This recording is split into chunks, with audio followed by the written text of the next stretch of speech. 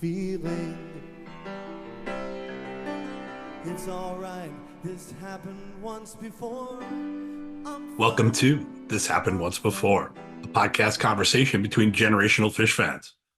I'm your host, Bill, and I connect weekly with a different Phish fan to talk about their path to the band, what they like most about the scene. Then we discuss a show from the band's era between 1988 and 1996. If you'd like to be a guest or recommend a show for a future episode, contact me at happenedoncebefore@gmail.com. This Happened Once Before podcast on Facebook, or THOB podcast on Instagram. And don't forget to click the subscribe button. This will help you find the podcast easier in the future. Thanks for listening.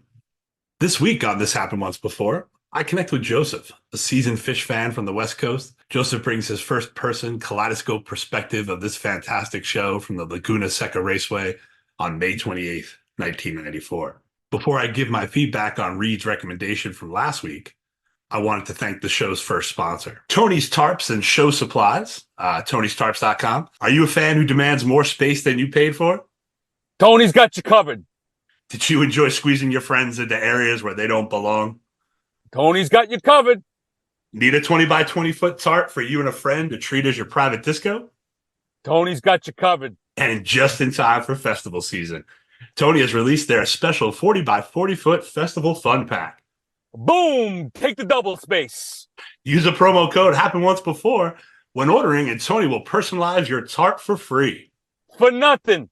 No longer tell people to move out. Now just point and stare until the message is received. Scram, get out of here. Tony'sTarps.com, bringing you the ability to pretend Phish is playing just for you. Tony's got you covered. Thank you to Tony's Tarps for sponsoring this episode of This Happened Once Before. Not only is Tony a friend of mine, he's a friend of ours. And remember, Tony's got you covered. Reed's second recommendation was August 22nd, 2015 from Watkins Glen International, Watkins Glen, New York. This was night 2 of the Magnaball Festival, which included 3 sets and a special drive-in theater jam. Reed certainly made me work for this one. Some of the highlights for me were the first set, Antelope,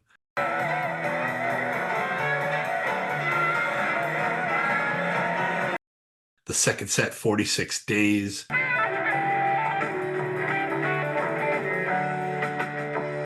Tweezer,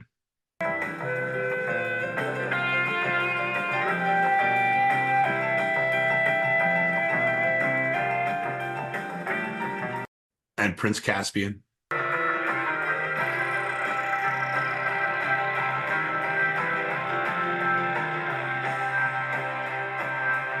Third set highlights from Blaze through Light with the much discussed Cities tucked between them.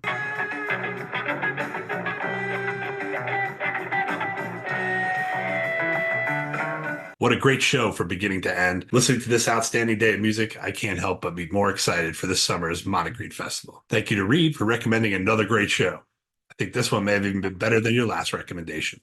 You're welcome to be a guest on the podcast anytime. Thanks for listening. Now on to a beautiful night in Monterey, California with Joseph as we dive into the Phish show from May 28th, 1994 at the Laguna Seca Raceway on This Happened Once Before. Feeling. It's alright, this happened once before. Welcome to another episode of This Happened Once Before, podcast between generational Phish fans. I'm your host, Bill, and this week I am very lucky to have with me Hi, I'm Joseph Voth. How are you? Joseph. Welcome to the podcast. Thanks for joining me. So we're going to take a little bit of a different tack than we have up to this point in the podcast, and we're going to bring another, we'll use the word seasoned, Phish fan into the mix here. Someone else besides myself who had seen a show in between that time frame that we focus on in the podcast between 88 and 96. And, I thought this was an interesting way to go about it because we're going to be talking about the same time frame, the same era of the band. We're going to bring up a show that we haven't talked about yet that also falls into that same era. But the cool cherry on top of all of it is that we're actually going to have a conversation with somebody who was there. And I think, up to this point, speaking to younger fans who this is a show that I hate to say it, a lot of them weren't even born for, their parents are my age and they're at the shows or not. But the conversation, I think the tonality of what we're talking about, but and I think a bonus to the conversation is that we're both still fans who are seeing the band and are still involved with the band in an intimate way enough to do a podcast about them. So thank you so much for joining, Joseph. And I'm looking forward to the conversation we got ahead of us, because you picked a great show and it was a fantastic show to probably be a part of. So before I tip my hand there, let me just celebrate what show we're going to do. We're going to do May 28th, 1994 at the Laguna Seca Raceway, Monterey, California. I didn't want to go back and look at the weather. I just closed my eyes and imagined that it was probably the most beautiful, blissful California type weather day, because it certainly felt that way amongst everybody. Yeah, by the way, I have to give you kudos for the euphemism seasoned. What a great way to say old. Two old I have my guys thesaurus open. talking about Phish. Yeah, it was a beautiful day. Absolutely. I have to say it was made, I should tip my hand and say it was made a bit more beautiful by some acid that my cousin and I had taken on the way to this show. Each person has to make their own choice, and I respect people who are, for instance, in recovery, but every once in a while, I think, if you're going to get into a band like Phish, or maybe Phish particularly, and you're open to that kind of thing, it's not a bad way to see your first show.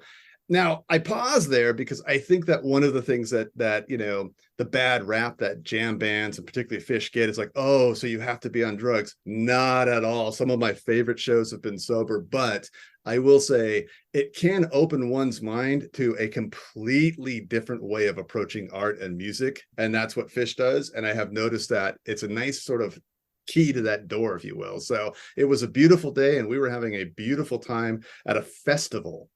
That's something I want to get into later. That was one of my questions here. I had a couple of notes that you can, if you're using re-listen to listen to the show, and you get a decent set of headphones like most people have nowadays, like you hear some cool ambiance in the background, and some Trey talking lightly on the microphone that I had some questions about the day. But was that your first Phish show? Actually, that same cousin and I and a former girlfriend of my little brother had been to the same festival the year before in '93. So we'd seen 2 single sets of Phish. And at that time, I was moving away from my big love was metal. I loved metal. I loved Iron Maiden. And I was sort of moving away from that. And I was trying out Southern rock. And so it was like Leonard Skinner, the Marshall Tucker Band, Allman Brothers. And I had a single Allman Brothers like greatest hits. I didn't even know the Allman Brothers were improvisational at all. So we headed down to this festival in Monterey, and Phish was supporting the Allman Brothers and 10,000 Maniacs, if you remember them. Yeah, Natalie Merchant, right? Yeah, and so we saw one set a piece of Phish, and as we were going down, we were making fun of the poster, like, oh, it's what did this band Puff Phish is going to be like? You just like totally no attention to it at all. But they really got our attention, not in any way that we even really understood what was going on. I mean, it was totally foreign to us. But so I listened to 1 or 2 albums and still was not completely sure what I was getting into when I came to this weekend, the next year, where they did 2 days at the same Laguna Seca Day festival. But they were headlining. So what is the festival specifically? It was a thing they did. The Dead played the same Laguna Seca track in the late 80s. So they had sort of set the precedent for this. Like, it's a raceway. It's a speedway in Monterey, California. There's lots of hills for camping, limited number of showers, all that sort of stuff. So it was a great place to have a festival. And so Bill Graham, who's like the god of all concert promoters, had just died the year before. And I think a lot of people were scrambling, trying to sort of, fill in the place. And so they put this festival on starting in '93. They did '93, '94. I went back in, I want to say '96. They Rat Dog and Mickey Hart were there. '97, it might have been Dylan and the Black Crowes, but it was like, let's put on a festival, let's have camping, let's have like a Ferris wheel in the background. And I'm going to say capacity was probably something like 10,000. That's right around the time Lollapalooza was getting the legs up, and Horde and those, that early '90s festival. Right. To your point with the passing of Bill Graham, there was a kind of gap there, up until, Plattsburgh was probably, besides like the Woodstock sideshows, in the jam band community, where Bonnaroo started out as a jam band festival. Now it's Yeah. everything, it's a music festival, Yeah. comedy festival, art festival. Yeah. But I think that was the interesting part to me, was that this festival, because there's a comment about a Ferris wheel. So that environment, right? And in a headspace, conducive to Phish concerts sometimes, to your point, right? Like, I think, then you get the Yeah. Ferris wheel and the safety of a confined area of a festival. And like a Nice lot of good plus too. festivals, it was heavily focused on weirdo dumb in the beginning, which is to say, like, it was like, yes, 10,000 Maniacs, the Allman Brothers were there, but by the time Phish were headlining, it was like you had bands like Sausage, like the Les Claypool single album, and that plays heavily into this first day, by the way, but just all kinds of sort of strange bands and strange goings on, people on stilts walking around. I mean, just trying to sort of recreate the most manic sense of early festivals. Yeah, my first taste was the year before 92. I went to Lollapalooza in 92, and that was I was 18 years old, and I was like, what the hell is this? And Jim Rose Freak Circus. Oh yeah, sure. Seeing Cypress Hill on the small stage, just this nice. whole other world that opened up my eyes there. So all right, so that was the first. Well, we count 93 as the first concert, right? That's your first introduction. Yeah, first two, but single sets, not a full. Because I think there's something about not only I think a great way to see Phish is multiple nights, but also just that idea that they go away for supposedly 15 minutes. It's always like 45, and then come back, and it's like, what happened in between? How is this evolving? And momentum sometimes, right? Like the momentum, the baton sometimes gets handed off in that 45 minutes of, where they left off to where they pick up, or it's done. And now we're going to what we were talking about before we start recording, like, hey, I'm going to start something new over here and you better be into it, right? Like that kind of mindset might happen too. Sure. So how many shows have you been to now after those? Well, not that many, actually. I've been to 64 shows. Have you seen any other bands 64 times? Oh, no. So there you go. That's plenty of times to see a band. My beloved Iron Maiden, I think I've seen like 5 times or something. So it's like, nothing near this with any other band at all. Is there a Venn diagram where Phish and Iron Maiden cross-pollinate? I definitely think so. And I this surprised me. And I think where I first got wind of it is there was some guy on YouTube who was hanging outside a Phish concert, like a metal guy, and I think his whole premise was that he was going to like interview Phish fans out of Madison Square Garden and make fun of these dopey potheads, etc. And the number of them that were like, "I love Judas Priest, Sabbath rules," and I think it's like there is kind of a Venn diagram, because the early Phish, you go back to Junta, for instance, it's like that's highly composed stuff. And so bands like Maiden, Metallica, whatever, it kind of, the bread and butter is like multi-sectional parts pieced together in an orchestrated fashion. And it wasn't until, Time Turns Elastic, controversial, not a super popular tune. I didn't like it that much either, but I admired the attempt to sort of returning back to like that very composed multi-part aspect that reminds people of like Rush, Iron Maiden, etc. So I think there's a Venn diagram in that sense. Yeah, my first introduction to Iron Maiden was in the mid 80s, late 80s, The Trooper. Oh yeah. And I remember hearing that song, and then like the drums in that song, and I think, and there's a lot of lore in Iron Maiden too. There's a lot of background story and that kind of stuff, and pageantry sometimes, a little there's a lot of tongue-in-cheek with them too. They got a good sense of humor about themselves and the music, but a lot of, again, insanely talented musicians. A lot of metal sort of strikes one as like an amplified Dungeons and Dragons fest, and so of course Gay Man just perfectly fits into that. That's it. I think I used Dungeons and Dragons as an analogy in a episode recently. Like, that's what Phish it kind of correlates to, is that like, once you're in, like, this could go really, really deep for you, like you might wind up a dungeon master. There's a lot of work here. Yeah, I mean, to the point, and because it's on improvisational, obviously it's like standing around. I mean, because we're too old jerks. Seasoned. Seasoned, I meant, but before the internet played heavily into seeing Phish, standing next to a guy who had his matchbook open and was writing down the different songs and then asking him, wait, was that Gaiuti? When did Gaiuti come? Was that second or third? And then you travel with that sort of like library like knowledge. Oh, 42192, great show, second set, second song. So it's like the nerddom and the sort of pride of having that seemingly trivial information about something you feel so passionately about was great. It was heavy. I remember the first time trying to keep a set list, like still being a very new fan, maybe my second or third show. And I still remember writing lizards with a question mark next to it. Like, right. Is that the name of the song? I don't know, but there's something about lizards in there, and I think that might be the name of the song, So that instant gratification, obviously, that the whole technology brings with it, but like in the Phish world specifically, I was listening to the Game Hen show in Costa Rica. It's just the world is different. It's the immediacy of everything, and the music is incredible. In one way, like for me to be able to pull up any show and talk about it anytime, and then it's overwhelming. Like as a new fan, talking to these young folks, Reed's 12 years old, like I don't even know where you would start, bro. Like good luck, like go find a year you like and just hang around in there for a while, right? Like because it's a hard place to start bouncing around. Well, this is like, warning. This is one of those comments where it's like a lot of younger fans are going to be rolling their eyes. They're like, ugh, this guy, but I'm going to say it anyway. Here goes. Old man yells at sky. Old man yells at cloud.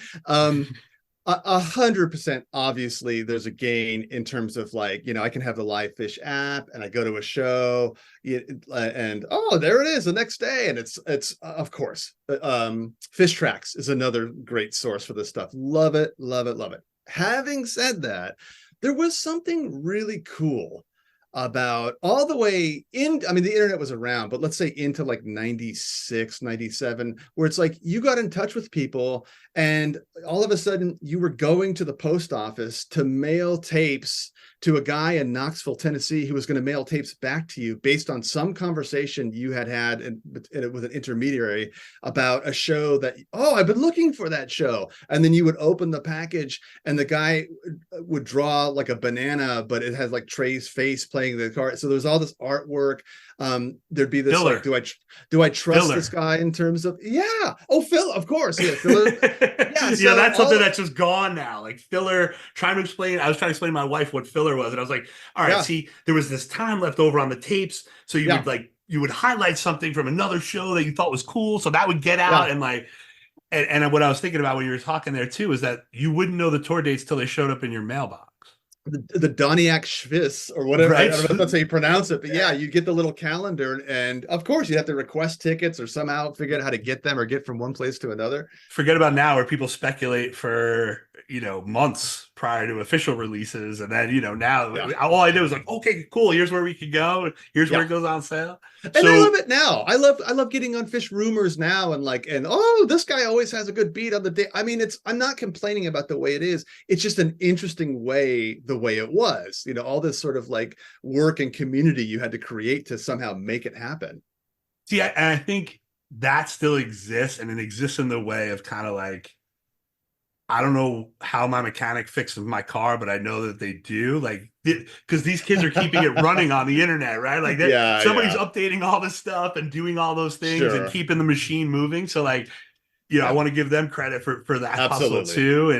But I made a comment the other day on a Reddit thread about like, I miss sprinting across a mall for tickets, like before the mall opened, right? Like you're never going to have to do that anymore, right? That's probably a good thing or a bad thing. I don't know. Yeah, so I mean the net gain is good, but it's just a nostalgia, I guess. It is, and it's totally nostalgia. Like, and I think the size of the venue, of the ability, what we were able to see them during this time frame changed. I was thinking about a show I did, Big Birch, 2,000 people. Mm-hmm. Good luck with that now. And so the majority of the shows that you saw, were they during what are they kind of spread out over the time frame of the band? Are They're totally spread out. They're That's great. 100% spread out. I mean, I saw before the big hiatus, I saw them in San Diego in 2003. That was the last show before the hiatus. And then somehow miraculously, and just post divorce, which was one of the greatest divorce presents of all time, I scored 2 tickets to March 6th, 2009 at Hampton. And so I got to see the first night, the Fluffhead opener, everything that first night. Yeah. So it was like, but it's pretty evenly distributed, the 64 shows over, let's call it 30 or 31 years. What was the, I'll save that question for later. So if you were to look, now looking at this now as a seasoned fan or an older fan, and you had someone who was just, hey, I just found this band, what would you tell them to not to get overwhelmed? What would your recommendation be on trying to drink through the fire hose that is this band? Oh, that's interesting. Yeah, I mean, look, I mean, first of all, there's a big difference between somebody who wants to get involved and trying to get people involved, because I think a lot of us who've been around for years, some of our first years were like just trying to drag people who had no interest in it was like we were selling like an Amway product or something, or Scientology. It really was knocking on doors, right? Like people were like, oh God, here comes the Phish guy again. Oh God, he's gonna talk about Phish again. So that, the thing is, I still got friends like that. Oh yeah, and I stopped doing that a long time ago. I just stopped trying to drag people who had. I do it because it's annoying to them now, so now I do it. Well, so. God bless you. Yeah. But to me, one of the things about Phish, and I think we were recording when we started talking about books, or maybe we weren't. But I'll make another book analogy. Phish can sort of feel like it's like you have a book and you're giving it to someone and you're saying, look, on page 218, things are going to get great. Of course, someone's going to be like, go fuck yourself. Why would I want to spend 218 pages to like get the thing? I totally understand why someone doesn't want to be dragged into Phish, which is a different story than somebody who's into Phish. And I think this is a little philosophical, but I think I would say this: if you love somebody, an artist, if you really love them, then I think you have to be honest with yourself about what's going on. Meaning, I think you have to call the strikes when they happen. Phish bombs sometimes. They do. They just sometimes you come out of a show, it's like that show was not happening, or they took that risk, and I'm glad they're a band that takes risk, but it misfired. And it's okay. What I notice with some folks, and it's like, it's a little judgy of me because I'm saying what's inside their head, but I feel like that love they have for this band means they always have to say everything's great. And what's great about them is what they do, not that they always produce something great. But I think it's in the 90s. Michael Jordan missed shots, right? Like, right. And you got to say it. Yeah. Jordan can't miss a shot and then you say that was a shot. And I think a lot of that comes with age and perspective too, right? Like as we've gotten older, like, I don't know if I was as forgiving if you told me to be that way in 95 as they're burning America down. And I'm like, no, bro. They better burn it down tonight. Like that better happen. And I think that maybe where nostalgia might come into play, because you have access to all of this and you've heard them do it before. Yeah. It's like, oh, well, then they got to do it again. Like I used to go to shows with a guy who, an old friend of mine, loved him to death. And he was convinced every time we go to a show that this is the night they're going to bust out Gamehenge or they're going to play 3 sets. Right. I'm like, dude, they don't do that. That's like a festival. I promise you. This night in New Haven is not going to be 3 sets. No, tonight's the night. All right. So, and it's something I wrote down while you were talking about the younger fan. And I think the difference being, like you said, like the way we tried to indoctrinate folks back then into this world, it wasn't as the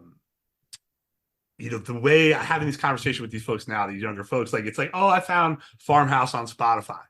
My friend turned me into, like, it was like, hey, sit down with me in my room and listen to this 3-hour tape of Phish that somebody like wants out of 6 minutes in, and you're like, sit down, dude, you're gonna listen to this whole thing. So I think how it's fed to you as well, right? Like that you could find it on your own and and have a different experience versus like guys like us who are like, no, this is what we're going to do here. You have you have to do it this way. Yeah. And ready, hold on, this is awesome. Listen, this part, listen to this part, that kind of stuff. So I No. think that's part of it.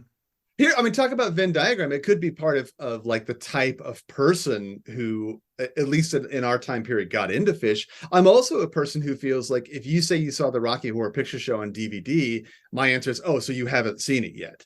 Because there's no way to see the theater. Yeah. You got to go to the theater where they have squirt guns full of mayonnaise and all that stuff. Otherwise, it's kind of a paper pointless... throwing around. Yeah. So, and that's unfair, of course. And that's me just asserting how things should be done. And old man shouts at Clyde and everything else.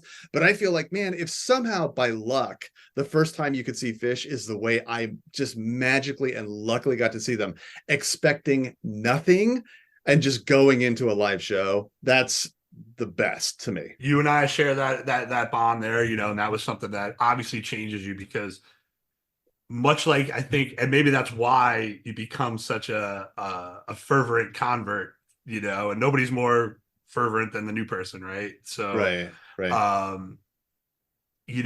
Is because it clicks so much for you.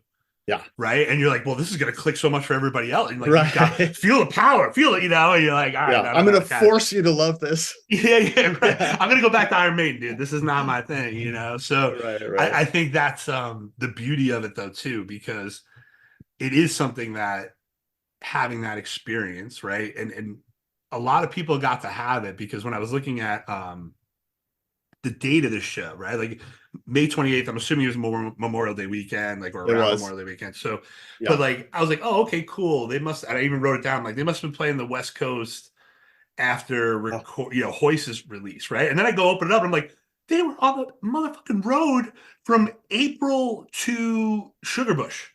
I have so many regrets because these are the shows that hooked me in. These 94 shows. It's Laguna Seca. But the 3 previous days, 3 nights at the Warfield, 1 night jamming with an opera singer from the San Francisco Light Opera.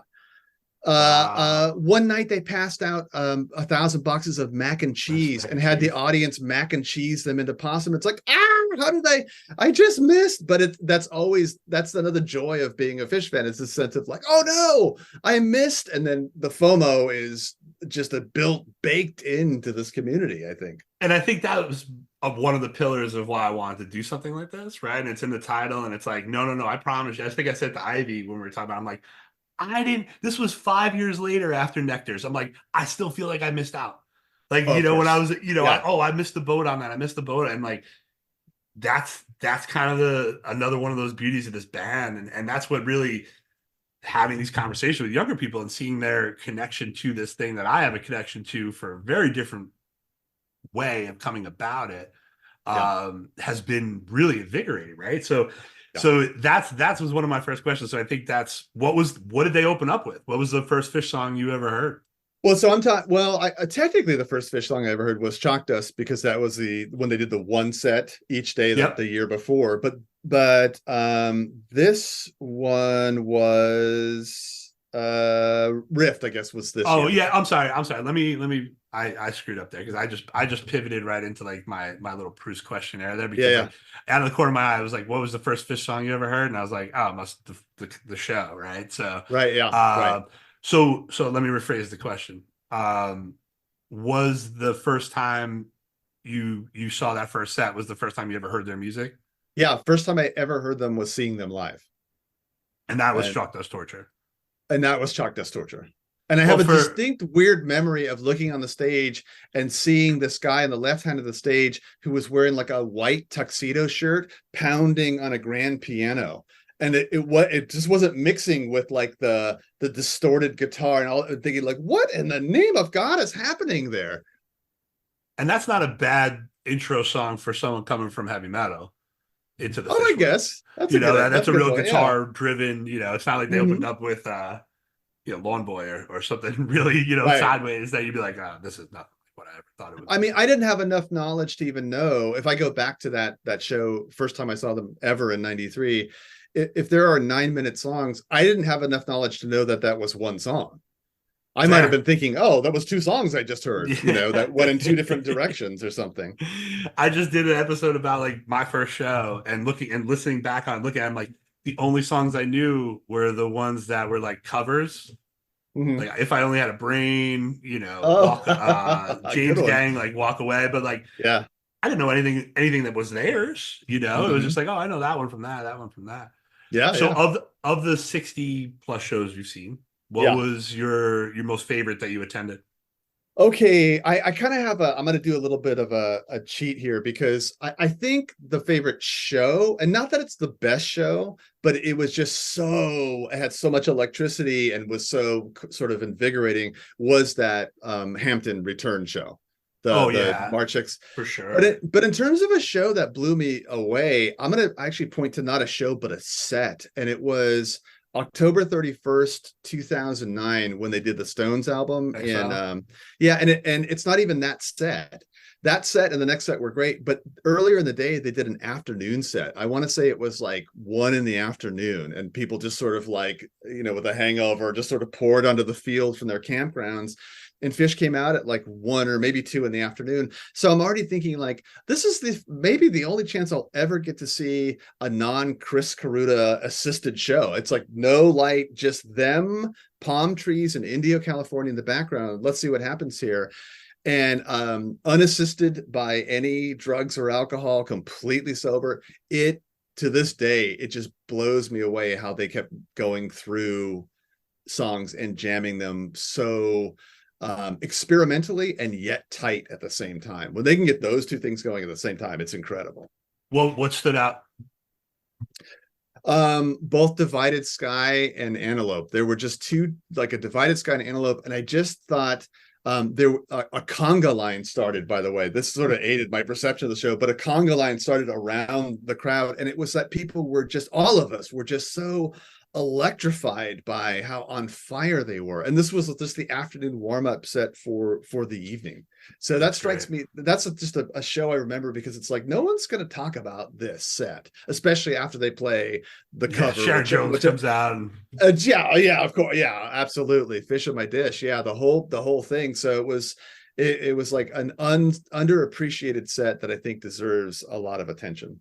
Yeah, that's a good one, because that's not, that might be a good question to ask going forward. What is maybe not your favorite show you attended, but like what's the best show you attended, but your favorite show, right? Because those are 2 different things. They can be. Yeah, absolutely, sure. yeah. It's because it is. We talked about being open to the experience. It's time and place. It's temperature. It's venue. Like you talked about the palm trees behind. Like there's Yeah. something to I caught a couple nights in Mexico, and it was like, this isn't Phish at their like musically best, but like this is a tough venue to kind of like not enjoy yourself seeing Phish. Well, and there's also all kinds of circumstances. When they played Hampton the first night back in 2009, the second song, or maybe the third, was NICU, and it was the Look Back When My Life Was a Haze. And the audience, I mean, you still hear people try to sort of recreate that woo when he says that, but the audience just reacted to him, and his being startled at how they were reacting. And then by the time I saw the set later on that year in Indio, the Halloween afternoon set, it was like, oh, a sense of gratitude. Like these guys had fucked up. Especially Trey had fucked up. There was a feeling of like a little resentment, like, hey, there was this huge thing and you went rock star on us and just blew the whole thing. Come on. And there was a sense of gratitude that not only was it back, but it was not a nostalgia act. They still had it, and they had more of it maybe than they had the last time I saw them. Yeah, and they have it in 2023 too, which is even crazier, right? Like that's 2009, you're saying, and it's like, that's that not being a nostalgia act, right? I think is one of those things that people know to be true for them, right? Like they're not going to go up there and do that. But I don't think it's in their persona, right? I don't think it's in the script for that ever to be. Because the fans won't tolerate it, like that's not what people came for. And I think that's what the inside joke has been all along is that, this is just, we're going to try something here and we're going to keep it going as long as we can. And, one of the observations I can have, and you could probably with this too a little bit, is, the good part is that he did stop, right? Yeah. That he did put the brakes on, because when you use the easiest parallel to use, the Grateful Dead, nobody ever let him put the brakes on. And Right, when you're 60 years old playing 80,000 person stadiums 200 times a year, or whatever the hell it is, 150 times, like, it's not, people don't have their best, your best for them, right? And you got to keep the machine and the company moving. And so it took probably a lot of courage to do that at the time. It angered a lot of people, but I remember being pretty pissed off about it myself. And I went to the where he was interviewed. Trey was interviewed at the 92nd Street Y in New York City by Tony DeCurtis, right? And I was there watching it, and he threw Page under the bus in the interview, and it was like the whole crowd like, and it was like, oh, this dude's like real. It was right after the arrest, and it was just kind of like he was at rock bottom, right? Like, so we are lucky enough that now 2023, that nostalgia act is just, and that's what I shake my head leaving every time. Well, it's also as an adult, where I'm like, these guys are just really bringing it still, like, at a very, very high level. Oh, I think one of the things also that was important was because they did two things. They were experts at music. Experts at music. That's not a good. They knew how to play. They really loved to play. And at this early on, and while they knew how to play, they had humility early on. And so, if you're in 92, there's no reason they have to open for Santana in 92. Or did Elektra make them open them? Or is that an Elektra move? Well, I don't know, but also I remember seeing a show in Sacramento in the early 90s, and Trey was just sort of giving a kind of a fugue masterclass, and he was kind of just getting really deeply into it. And I looked in the background and I saw Fishman just throw his drumsticks down, and in a couple seconds he comes out with a trombone in Trey's face, and it was sort of like, yeah, great, you can play. Let's, like, they have a sense of humor about themselves. And I think, I'm not creating any new theory here, but I think by the time 2003, 4 in that area comes along, they had kind of started to lose a little bit of that humility. And so when they came back, they had that, to me, this is my theory here, is they had that early humility to draw from and go, let's go back to that. We're not going to be the same, but let's draw upon our sense of like humor about ourselves that kept us maybe a little more grounded. Well, I think, right, and this has never happened to me, so, and I don't think it will, but I think when you maybe are surrounded by a lot of people who tell you how awesome you are, you start to believe it, right? And when you do have an innate ability, talent that he does have, and they all have, and then money starts insulating you, and drugs will insulate you, all those things. You start hanging out with Kid Rock, right? Like, that's what happens. So, right. So I think it's one of those things that's a really good observation there, because I think that's where they were smart enough to pull the ripcord, as we were joking about before we came on, that one, just get out of there. But we're all better for it, and that humility is obviously back, because when you see the pageantry that was New Year's Eve, right? That's a collective effort outside those 4 people. Yeah. Right. You can come in with the idea, right? But like, you're turning that over to someone else to execute. And I think that requires humility, right? You have to. That's a good point. Like, it must have been tough for Robert Hunter to write a bunch of great songs that like someone else sang, right? Like that's it feels good, but there's got to be a humility in there where you're like, okay, that's never going to be my voice resonating with people. Yeah, and I think even on a more practical level, it's like, and this is just stuff I've heard, since they've came back on now. I guess it's been 15 years that they came back, but it's like, oh, I am old. It's that we're using old from now on. Now I forget it. That puts it in perspective. Seasoned. I mean, is that because in 2024, still no one's going to tell them no unless they set up a system where they can be told no, which means they're not having 400 adoring people behind. They have their own space. They have a sort of a hierarchy and listening to people that keeps them, of business course, people, rock stars, but business people. Yeah. It's having people run your business. It's like music is a business. Like it's a music business. Like people forget that, right? It's like art is a business. Literature is a business. Yeah. But the folks who get into it don't get into it for being in business. Right. Like they, trade in, sign up. Like I want to learn how to be this crazy Jedi guitar player and do the books for Phish. Right. Right. Yeah. So, Good point. Yeah. So I think, but then back to that point, what you're saying though, is that like handing over that control and listening to those people and knowing that those people are making decisions or giving you advice that's in your best interest or in the best interest of the band, the fans. That's where, we see 2024 being, right. They're going to do the Sphere, Mexico Sphere, and a festival. That's a lot of logistics. That's a lot of logistics and outside sourcing and that kind of stuff that I assure you they're not banging the phones getting done, right? So, but it's good for us, in a lot of ways, because these things usually do run pretty seamlessly. I have to admit that you don't hear a lot of snafus, other than tainted water and traffic, but like tainted water. I was going to mention, yeah. But like at a normal concert, right? You get in and out, no problem. Yeah. Is there? I know we talked about going to shows, open and not, no expectation, just let it go.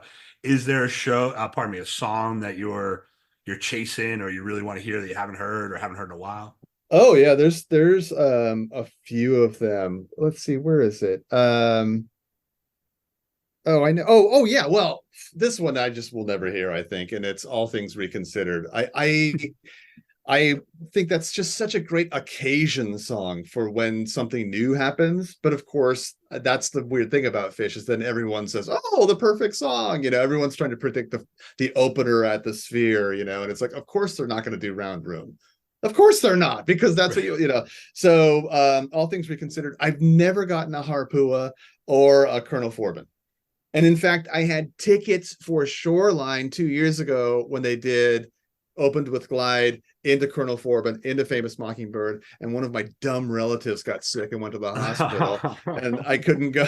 So it's like, one more reason to resent my family. Did you hit that? Did you see that short? What was that, 2000? Didn't they play like a crazy, amazing show there in 2000? Phish Shoreline at Shoreline. Oh yeah, I went to the last two shows just before that hiatus. Those were great shows, but no Forbin or Harpua. I gotta see those handshakes for Harpua. I need it. Yeah. What's the show you find yourself listening to maybe more often than not that you didn't attend? This show, I go through periods where I just, it's like watching Goodfellas. I have to go, I got to see this, I got to put it away for 2 years before I see it otherwise. But April 21st, 1992, at the Redwood Acres Fairground up in Eureka, California, it's Humboldt County, is an incredible When that meant something back show. in the 90s. Oh, I'm sure that had something to do with back in the 90s, and that meant something. Yeah. But that whole run in the spring on the West Coast, and of course I'm West Coast centric in this sense. But that whole string, a couple days before in Stanford, they did a show where Page kept weaving the Charlie Brown theme in and out, and they kept taking what they called squirt gun breaks, where they'd have squirt gun fights with the audience. This is at Stanford University Wilbur Field a couple days before, and so each day kept getting weirder and weirder. That what was in those squirt guns that they were? I don't know. There's a lot of chemistry students in that area of the country. Oh, just harmless horseradish, Bill. Yeah, but MK Ultra, I think, came out of that neck of the woods. But by the time they did the 421 92 show in Humboldt, they had it was an early rift where the riff got really weird and Page was going off all over the place. They had a Mike song that devolved or evolved, depending on your point of view, into Happy Birthday to You, and then a rant about the Boston Red Sox Carl Yastrzemski. It had a Colonel Forbin where they stopped and started talking about the room becoming a ship that they were all sailing on. It's the only instance I know of Mike on Vacuum where they did a cover of Lively Up Yourself, and Mike was actually took over the vacuum.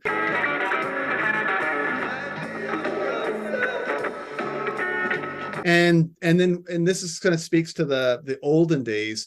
To this day, wherever you try to find that show, it's cut.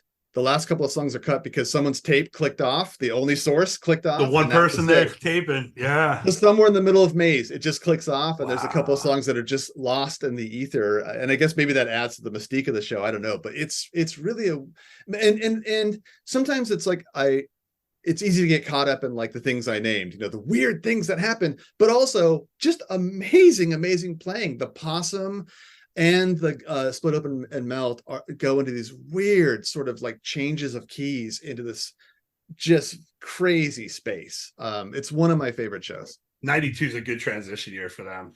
Yeah, it's one of my favorite shows. Yeah. They tested themselves, and they just kind of were like, all right, let's see what comes out. And then 93, then the rocket ship starts really percolating when they start opening that up. That's a good what's the one show you recommend most to others that you find yourself like, gotta listen to this? I think maybe, God, I don't know. I mean, it changes every year. Even this year, the last shows we saw at Hollywood Bowl last April, I'd gone to one of the nights in Berkeley. I'd gotten a hold of like the middle night, and it didn't blow me away. So I was being that kind of, it's not melting my face. So, and then the first show at Hollywood Bowl, same thing. But I might point people to the last two shows at the Hollywood Bowl in April were just tremendous. In fact, the last show had a Cities and a First Tube in it that were just completely bonkers, just nuts.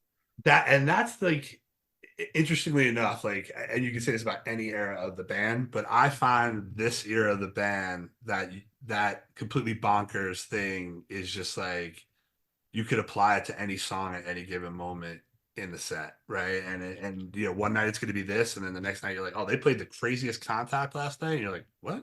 Yeah, 20-minute Contact. Yeah, oh yeah. Just for some reason that happened last night. You're like, all right. And that's that's the magic of the band. Like there are two Phish songs that I think are not only bad Phish songs, I think they're just bad songs. I think they're horrible. And one of them is Walfredo. I do not get the love of Walfredo, but even worse, Waiting in the Velvet Sea. I cringe when I hear that song, but I bring it up in the context of our conversation because it's like, one of these days, Waiting in the Velvet Sea is going to become something. Because if you don't think so, look at Lawn Boy. Any song can become something. So there might be an amazing Waiting in the Velvet Sea waiting for me. That's right. And that's what another reason why you keep coming back is even a song you don't want to hear may turn into something that you're like, all right, maybe I can cut out that other part, but I'll just listen to the rest of this, for perpetuity. Yeah. What are you hooked on right now? I for almost a year, I just can't get over Camel Walk. I love Camel. It's the best of two worlds because part of it is just grooving, and the other part of it is like clearly odd, like little sections and time changes all over the place. So that's another one I've never gotten to see, but I love Camel Walk a lot right now. You talk about something that like the exchange of information, the difference between the generations, right? And I think that's one. First time I heard it was like 95 at Sugar Bush, and I had never heard it before, never heard the song before. And somebody was like, somehow, some way, maybe a tape got mislabeled.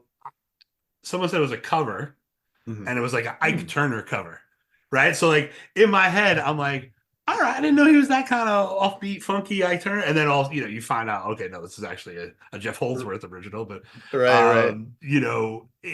That is one of those songs that, again, and that runs parallel to that nostalgia thing, and I've kind of touched on it in a bunch of different episodes, is that like you could say it's lazy that they are still playing this song in rotation, right? Or you could say you should hear all the different versions between here and here. Right. Yeah. That's the difference between being a lazy band and playing with it and not playing the same 3-minute version of tumbling dice or whatever it's going to be, on any Yeah, I given mean, night. and that's an interesting point, because in the middle of this conversation, it's worth noting, I think this other thing happened to me in the 90s for a while with Phish, which was like, totally unfairly and stupidly, I started looking at any music that wasn't like didn't have crazy improvisation as not worth listening to. So it's like, someone would say, well, what about this Rolling Stones? Is it 18 minutes long? No, thank you, please. And it's like, it's like there's room for all of this music in the world. Yeah. It's just that none of it amazes me the way that Phish does in that Yeah. sense. And who I think about all the time is like Wu-Tang and Biggie. Like, Mhm. I was just like, my mind was just not in those places at that time. Right. And then now, like, when my brain opens up and somebody's like, no, you like hip hop, dude, you're going to like this. And you're like, oh shit, what a dummy. Like, I could have gone and seen this in concert too. Like, Right. and you mean there's an and here, not just an Right. or, like, and I Right. think Right. that's part of getting older, but it's also part of getting into a band that has who says, you know what, tape every show. Mhm. And if you like it, it's free. You can get Yeah. all this for free if you put in a little hustle and a little work, right? Yeah. And I think that adds even another layer to it, because you're like, oh shit, all right, cool. There's no cap. I don't know if Wu-Tang lets you record their shows. I probably not. Well, I'm still an asshole about it, because up until last year, I was telling people, I don't know, Pearl Jam not that good, because their albums never moved me, right? So literally, the guy who was the office next door to me had a ticket for me, the free ticket scenario. Come with me. They came to my hometown. I go, right, and I went, thinking with the arms folded, thinking, good, now I can say I've been to a show and they still stink. I mean, talk about old man shouts at clouds. Of course, they were great. They were, and they're not even an old band fantastic. shouts at clouds. That's like a contemporary band for you. That's not even like you go to see like some old ass band where you're like, I don't want to see those old dudes. Like, they're your Right. age, bro. Like, like Yeah. they're up there.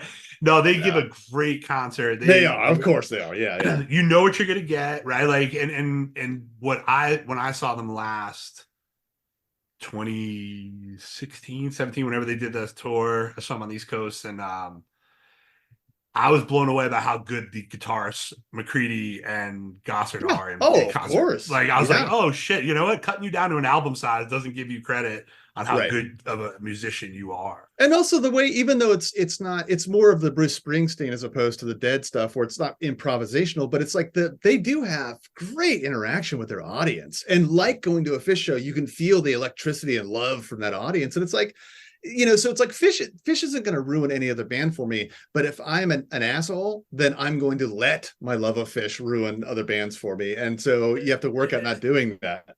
They definitely add a level of expectation. Yeah. Unfairly on any given thing that anybody ever tries to introduce to you after that. Right. And even a new jam band. You're like, yeah. But I don't know. I already have a jam band. Thank you. I'm not looking for a new jam band in my life. Yeah, congratulations, Goose. Have a good time. Go find a drummer and right. So, what's your favorite album? I mean, it's probably still Rift, and I think that's kind of like it's not attendance bias, but whatever equivalent it is. It was the album I got in between the first time I saw them and the second time I saw them when they blew me away. It's like, and it still cracks me up. I Sleep Lengthwise, and I think this exact thing happened to me last year. It has all kinds of sort of moments where I'm hooked into like the experience of loving this band, and I just think it's a solid album. Yeah, it's a great album. There's a clunker on that album.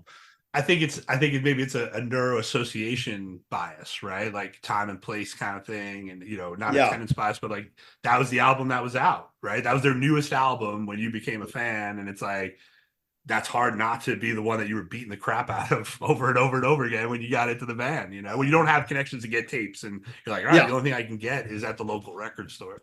Yeah, and then the Junta is a close second, and then honestly, I would say Fuego and Beyond. I don't have any problem with any of those albums, but I don't ever listen to them. In fact, I almost never listen to a Phish album, because it's like only enough to sort of like, oh, okay, this is No Man and No Man's Land or whatever it is, because it's like I want to kind of keep experiencing the thing, like learning about these songs in the live setting as much as possible. And I think that's part of the being a fan of the band when you're in that level is that like you're already familiar with all these songs by the time they get on an album, right? Like there's very rarely are they like, here's a new Yeah. song you've never heard before. It's like they've worked a Right. lot of this out live, and you've heard the iterations and the evolutions of the song. The only one I've ever done intentionally recently, I'll say like in the last 20 years, was I wound up reading a review during COVID of Sigma Oasis by like some journalist. And it was like, Mhm. this is the perfect COVID album. And I'm like, what the hell's happening? Like, why is my favorite band writing the perfect COVID album? This doesn't make sense. And it was just like that. Then I was like, I got to sit down and listen to this. And, it's a good album, right? Like, but the one I did listen to recently, I was down driving, Ghost of the Forest. Oh Phish yeah, solo yeah, album. That's a really, really good album. That is a yeah. really good stands out. I was like, oh shit. Um, see, it's funny. You run down all those venues that you've seen them on. Those are like, excuse me, a lot of my bucket list venues being an East Coast kid, right? You're just like, oh yeah, the West, up and down the West Coast. What's the venue that you haven't seen them in that you'd love to see them in? I'm going to give a totally lame answer here, but I'm sticking by it because I've seen them in Red Rocks. I've seen them in great places before. I am advocating as a hometown Fresno boy, our old arena. We have Selland Arena, which was built in the 60s and holds about 8,000 people. No one ever plays there anymore because of the big 18,000 arena in town. But here in Fresno, we're halfway between the Bay Area and Los Angeles. I have a dream that they just play a couple of like 2 shows at Selland Arena, the 8,000 capacity theater, because it's got that old school vibe, like the Poly Pavilion at UCLA or some of those, or the Nutter Center at Wright University in Ohio. It's got that kind of old school, So I'm going to say Selland Arena. That's a good answer. I just saw those shows at Dayton myself, and that was my first time ever seeing them in the Nutter. And yeah, it's that it almost like Hoosiers, like you're hanging over the arena. Feels like it's hanging over the court, and the band obviously loves those places. They've even commented about Dayton, but it's yeah, that's a good answer. I like that one because it was an old college basketball arena. Yeah, that's where I saw Iron Maiden for the first time. So the old bands used to come around when it was worth doing, like 8,000 seaters. And I think it would be such a good. I even think it's like marketable because it's so close to LA and the Bay Area. Halfway. You could do. Remember, I don't know if the Dead used to do like Chinese New Year's run at Oakland Coliseum or St. Patrick's Day run or whatever it was. And it's like, I have a fantasy of Phish choosing the Bay Area or LA market to do like a 4-night interesting run and then doing two ramp up shows in my little town of Fresno. I feel like if the Dead played every little place in California between San Francisco and San Diego, you could play. Like if you go look at those old lists, you're like, whoa, like I didn't even racetracks and backyards, all this kind of stuff, but they trailblazed that one. One of my favorite shows, the Dead, is 74 in Selland Arena, and then I thought that was cool, and then I looked it up, and they played. I don't know if you know the town of Stockton. Stockton, California is like 100,000. You can't walk outside without getting mugged, but it's just this horrible little town. But of course, they played it back in the day. What's your favorite cover song they do? I mean, that's a hard one. I'm going to say, like, in terms of one they've done many times, I always love a good Peaches and Regalia. I think that's just a great song, even though it's unlikely to go anywhere. But in terms of, I don't think they might have played it 2 or 3 times, but I was there at Shoreline 98, I want to say, when Warren Haynes joined them and they played Zeppelin's Misty Mountain Hop. And that's a song they do really well. Did Paige sing that?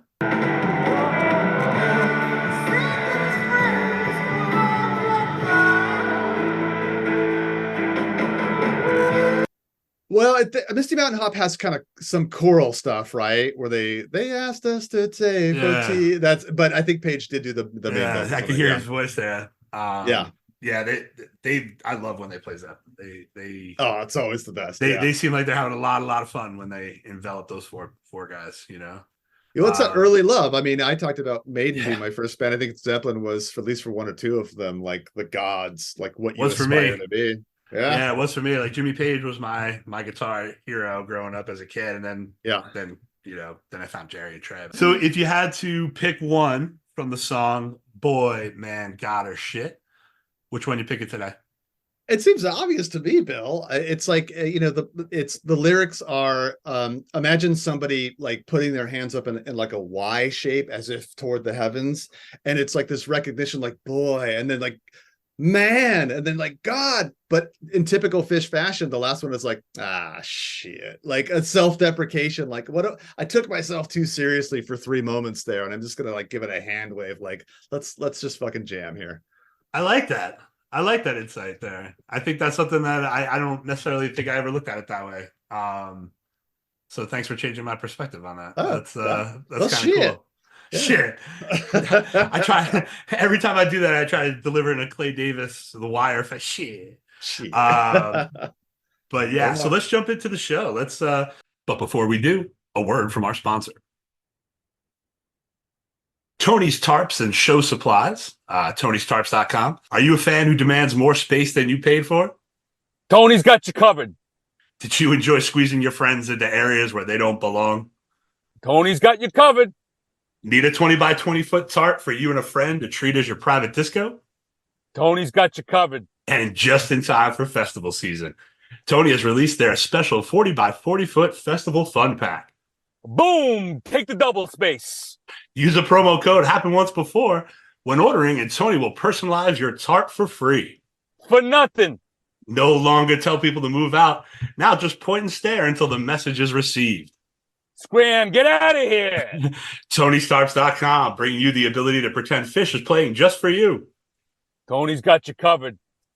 Let's talk about May 28th, 1994 at the Laguna Seca Raceway, Monterey, California. So and folks, if you go back and listen to the show, the one to re-listen, it sounds intimate from the jump. You were talking about the size of the crowd, which was 10,000 was probably on par, maybe 8, a little larger. Yeah. I don't know, somewhere in there. Yeah. And now it's not a full crowd to see Phish, right? Like there's folks there to see the Almonds, folks there to see 10,000 Maniacs, right? Well, no, the year before was the Almonds, 10,000 Maniacs. So Phish they were headlining the show. So you got two sets apiece for the show.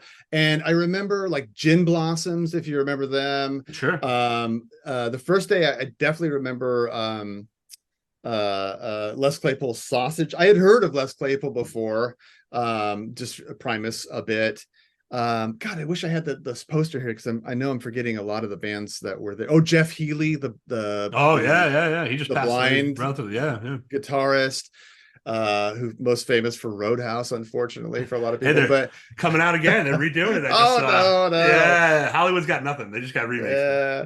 But it was, and I mentioned that we'd taken some pretty good acid for the show. So we were already kind of like set to see this show and kind of giggly about it and really having a good time. But to your point, I remember like early on in the first set, this guy we had met and been talking to getting up and going, and just waving them off like, this stinks.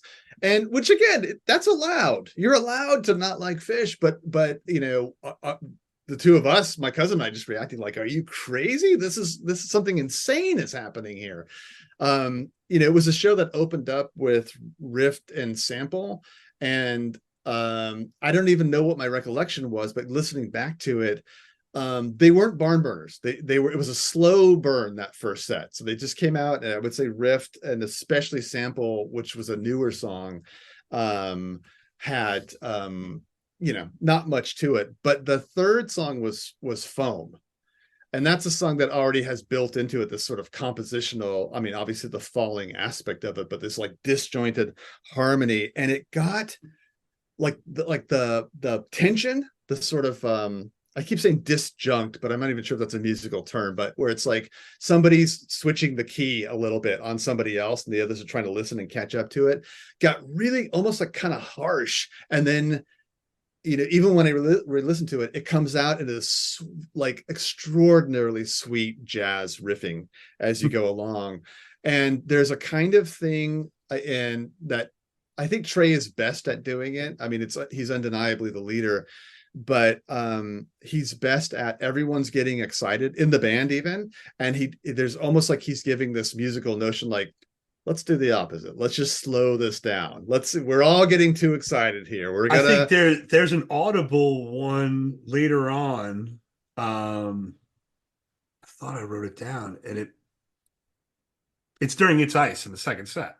Oh, yeah. Where they're jamming, and he literally is like, oh, you know, and like you can hear them all just kind of because they were getting so sideways, right? And Yep. then they all of a sudden like clicked right back into the song. But go back to what you were talking about, the opening of the show. So what I observed just in the immediacy of listening was the ambiance comes through on tape this 30 years later, right? Like you could just tell that the vibe is West Coast, in my opinion, right? Like the crowd doesn't sound like the East Coast crowd, like that you could hear. And I mentioned about the wind in the mics, right? Like early on, you feel like this nice breeze. I can imagine this beautiful Cali breeze blowing in, and I'm like, they're laid back as shit, right? The crowd's laid back as shit. Yeah. Because to your point, like I wrote "Pump from the Go" with riff, but I think that was just the tempo that they were playing at, not necessarily the how well they were playing. Like they were Oh yeah, I excited see to be there. Yeah, okay. And then sample, I had a note about just it sounds new, fresh out the box, right? Clean, crisp, like 3 minutes, I think it was. When I look back, it's like 3:30 or something. Yeah. It's like a real short sample. Yeah. But Foam is when Phish, you know, as someone who was there, I'm sure where you're like, oh, what the hell is this, right? Like this is not something I've heard before. There were a couple of times, and it happens later on in a song I'll mention, but where it felt like I had the feeling that Mike and Trey were walking toward the edge of the stage and putting one foot off and about to fall, and then just pulling their foot back.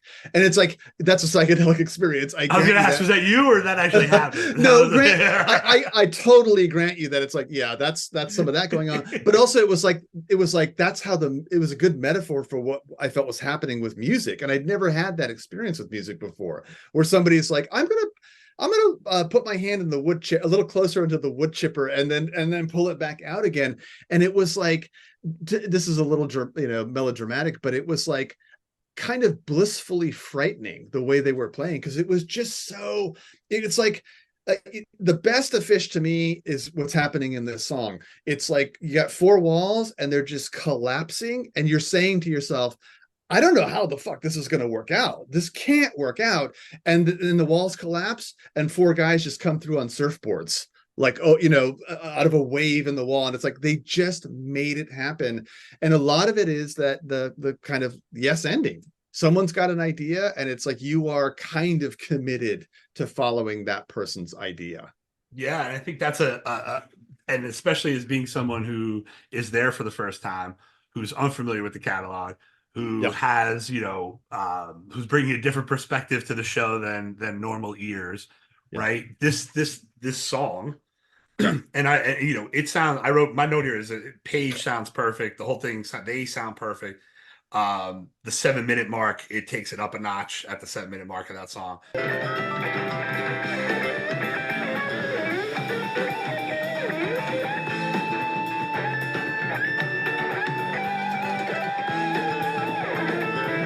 But it's the idea that you learn later on that, oh shit, that house wasn't collapsing. That was the architecture.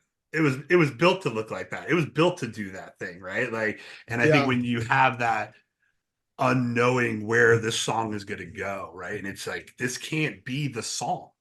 Right. Like, and you're like, oh shit, this is the song. Like Zappa has a lot of that, right? Like where you're like, this can't be the song, where it's organized chaos and it's a cacophony of like a Sun Ra cacophony of sound, and you're just like, all right, I'm gonna trust that we're gonna land this. And like they build that up over time, or it's composed in the piece like Foam. But that 7-minute mark, it does sound like it's not coming back. Like you're just like, oh, they've gone too far in the jam in a good way. Yeah. To go back to what the structure was maybe before that you were familiar with. It's interesting that you say Zappa too, because I mean everyone knows about the influence with Zappa and everything, but this I never thought about Foam, and all of a sudden what's popping up in my mind is Zappa's Inca Roads. This has a kind of that quality to it, and it's like one of the things I love. Probably the moments or some of my favorite Phish moments are when those very structured songs finally start to sort of break open. So it's like, I love a Fluffhead.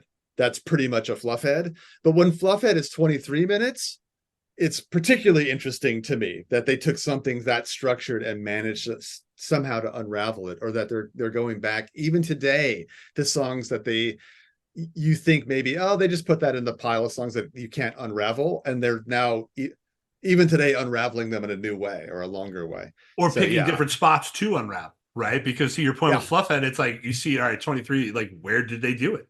Did they just push out the end, or did Yeah, they is it in the actually middle? Yeah, did like Trey did just they, start hammering on something in the middle? Or yeah, absolutely, yeah. you know? And I think that's that risk taking. That's the openness of the band and the audience to allow the trapeze to go, right? And Yeah. sometimes when you perform without a net, you're like watching through your eyes, going, watch through your fingers, going, oh shit, is this gonna they gonna get this? And you Yeah, know, yeah, yeah. Foam, I know for me, they played that my first show too, and that was a song that I was like, this can't be like a real song. Like this can't be Yeah. structured this way. I remember in the middle of it having this sort of thought, this kind of wackadoo thought, because of my situation, but because I'd been such a huge fan of Iron Maiden. And if you're familiar with Iron Maiden at all, the driving force is Steve Harris, the bass player. And their songs are very, very orchestrated. And I had this vision of Steve Harris joining the band Phish and saying to them, keep a steady beat, lads. He wouldn't be able to understand that they weren't failing, that this was something they were actually trying to do, you know? Yeah, he's in the right band for him. Exactly. Yeah, totally. You know, like I'd be jamming that square peg in the round hole there for sure. Yeah, no doubt. Uh, Bouncing next, right? I have Horse and Silent in the Morning. Why am I missing Bouncing? And Stash. No, I have Stash. Here's the order I have. Rift, Sample, Foam, Horse, Silent in the Morning, and then Stash. I might just be. I'm sorry if I messed up on that. I have Horse. I don't care. I'm not a stats guy, so don't worry about it. I have Horse and Silent in the Morning next, and that one is okay. I got notes for that. Great because it actually kind of was the first time I kind of fell in love with this band, not for sort of abstract or ethereal musical reasons, but because of what they were doing. And that lead up into, I think the same thing happened to me last year, and everyone realizing, oh, we were here last year for the same thing. And there's, you know, that moment where Phish does like the occasion song where I'm going to bring it out. It's going to have meaning to what we're doing. Like playing cities while you're in Memphis or something like that, that moment where you can connect to the audience. So, yeah. And then the idea that you could sort of like, you know, I don't know that listening back to it, I don't know that they're particularly strong versions, but as someone who was not that familiar with their songs, the idea that this sort of keyboard could sort of bounce around and do that. Let me look. You know what I did miss bouncing around the room, and I'm sorry. That's and right. I mixed up Stash and the Horse. That's okay. We improv, right? We just I'm go. unforgiven. We just go. No, like I was like, yes, I was yes ending you. Now you know, like I just let it go. I was like, yeah, okay, yeah. We'll get to the other ones. That's all right. Is this guy even there? I've had my first false podcast, folks. I'm sorry. I apologize to listen. But the bouncing, you know, the only note I had there, because really, you know, it's a 3-minute bouncing, was Trey thanks the crowd, and he almost sounds a little embarrassed. Like, you know, because of the response that they're getting, you know, like now that I know that they were the year before a 1-set act, here they're back as a 2-night, 2-set act, right? Like humility, right? We're back to that humility thing we talked about earlier, right? Like, we're gratitude of being like, holy cow, a year ago we were playing in the daylight, you know, before the Almonds or whoever was, you know, 10,000 Maniacs, and here we are headlining. There's a great going back to that Eureka show from 4/21/92, when they do Lively Up Yourself, the Marley song, and Phish is singing it and Mike is on vacuum. They just sort of like end the song, and then one of them, it's what I call the apology jam. One of them says, "I'm really sorry we fucked that song up. We didn't mean to." And then someone else, kind of like a row your boat sort of thing, someone goes, I'm also sorry, and it becomes this cacophonous jam of I'm sorry's for about 1.5 minutes, and then they just transition to some other song. So yeah, I mean, even when they're being humble, it's like they're being humble in like, how can we make this an entertaining experience? I just brought up, and in being in the moment too. I think that, you know, being in the moment as an artist, right? I think that's something too to be appreciative of. You know, you were here and it started at the bottom. Now you're here, like Drake said, right? Like, you know, you're on your way up. And for a band in 94, who, as someone else like yourself, who was participating in the scene at that time, you know, you could feel the momentum that they had, right? Like Jerry was still alive, but that was the baton was very much being handed off, in my opinion, musically anyway, as far as like what people were finding new and interesting playing. Um, 94, and we joked, I think, before we came on, like Phish was on the road from April to July in 94, straight, like just didn't, like almost every night. And it shows. It just shows that they just killed it and went out there and did it night in, night out. So the humility to stand there in 94 and to think, wow, what's to come in, MSG next year and the things after that are really interesting. Well, the next night, I remember when they ended the show the next night, Trey saying, we're finishing our tour, and this has been such a great tour, and going, oh, end of the tour, and then reading somewhere, maybe it was a Donny Extra or something, oh, they started the next tour in Colorado like 10 days later. Like it was the end of this particular tour for them. Also, this is kind of a rumor thing, and I never was able to substantiate this, but somebody who claimed to be in the know back then said that this weekend that we're talking about, the initial idea was to have Jerry Garcia band on the bill as well, and that the first night would be Phish, and then the closer would be Jerry Garcia band, and the second night Phish would headline with Jerry going before them, and Jerry was like, go fuck yourself. Yeah, I don't know if you saw my face there before you finished that sentence. I was like, oh, I don't know about that. In Cali, of all places. I mean, but like, I totally. It's funny you brought him up. I was wondering the other day. I had this thought. I was like, I don't know if Trey ever met Jerry. Like I just thought of that the other day. I was like, I wonder if Trey ever met Jerry. Like, like I know the guys at Blues Traveler did at the time because they opened up for the Dead and stuff. But like, that's would be definitely talking to your guitar idol for sure. Yeah. Well, I remember also. Sorry to interrupt, but I read an interview with them just in the San Francisco Chronicle on the way as we were driving to the show. It was in the passenger seat, and it used to be the pink section called the Date Book and the Chronicle, and there was an interview with Phish because they just played the Warfield, I guess. But someone was like, well, what about the Grateful Dead? Because everyone had to ask them about the Grateful Dead back then. And he was very like, they're great and they're all about this, but we're more about the jazz. I remember him specifically saying, we're more about the jazz. And it was like, yeah, it had to be a tough thing for them because look, obviously he adored Jerry and learned a lot from his playing, but he had to sort of publicly distance himself so much. Well, it would have hurt the band, I think, because then they're looked at like a junior.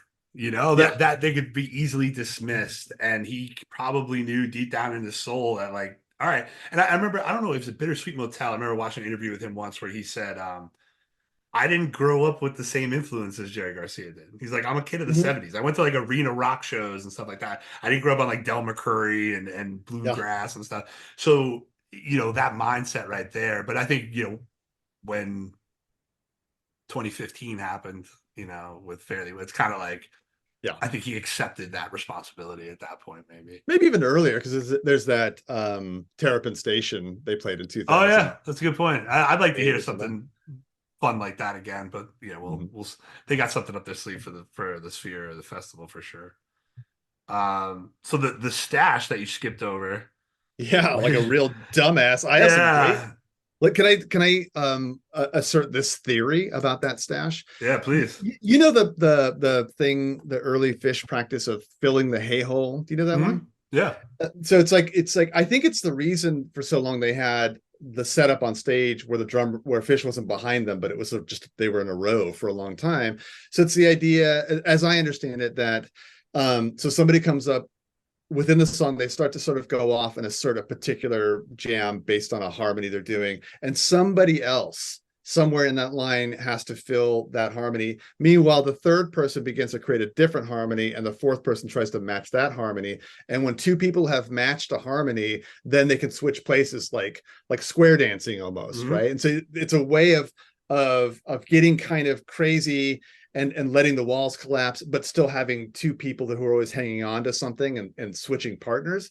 And to me, I mean, of course, I would not have known this at the time, but listening back to the stash, it's a perfect example of that happening. There's a moment in here where Trey and Mike are doing this like staccato thing, while Phish and Paige seem to be doing something similar, and I can really hear this sort of like lazy Susan spice rack of music going around and people sort of handing off musical ideas.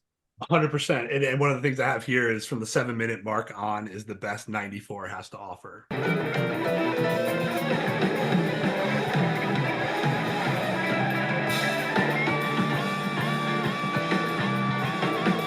You know, if you're looking for Phish and what it sounded like in 94, I thought, you know, with that rotating sound, and this is a really strong, and I don't know if it was because of the recording, you know, sometimes it's that, but it's playing. If you're a big Mike fan, this is a really standout Mike Gordon show. You know, he sounds fantastic in this show. But I felt like that stash, it was like you get towards that 7, I think it's 11, 12 minutes long. It's a nice jam. 12 minutes. So yeah, so 7 minutes with 5 minutes to go, it really just fires on all cylinders, to your point. And you know, how cool is that you get to see them practice live, right? And they're just taking this thing from like watching improv in person, you know. And that was I was friends with a guy a long time ago, was a big metalhead and into Opeth and real, you know, classical type stuff. And he's like, he just couldn't get Phish. Like he just, you know, would make fun of me, and he was a good friend. And he said, look, man, it's like if somebody asked you to sit in the audience while Picasso painted a picture. Yep. Sometimes it's going to suck.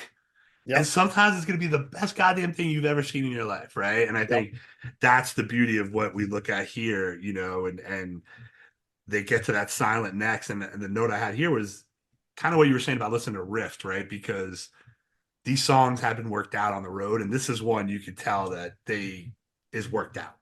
Like Horse Silent is just like the piano, the guitar outro, all that stuff that I still love to this day. You could just hear how tight that is. And I had that note around a lot in this show.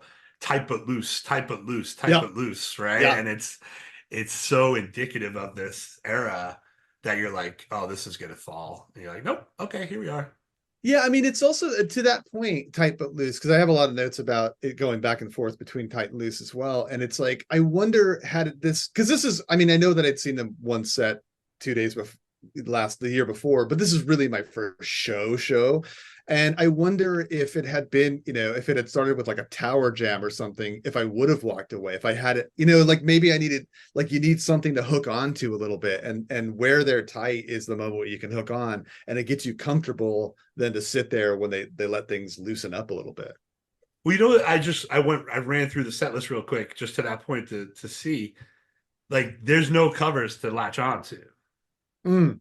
That's right. So like as a new fan, right, as someone like yourself who's in an experimental headspace, like you're not going to get that walk away or you know, communication breakdown or some kind of cover in this show, right? Like you're going to need to be a Phish fan to get through this show as a new fan learning the band, right? I think I just noticed that. I'm like, oh, this is all their music. There's no covers here. All right, but after, you know, but in the minute, I want to talk about something else that happens. I think it might be our next song that they do. Something else I think that they do really well in terms of the hook in, or the scaffolding, if you will.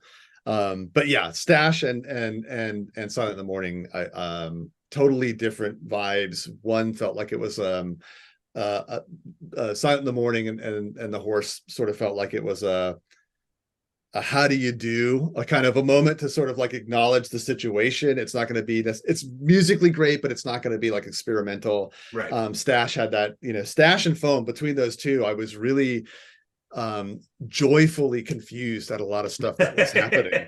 And sandwiched in between is the bouncing, which is kind of like that. Like, okay, there's a pop song in there somewhere, you know, like that. So that's an interesting dynamic.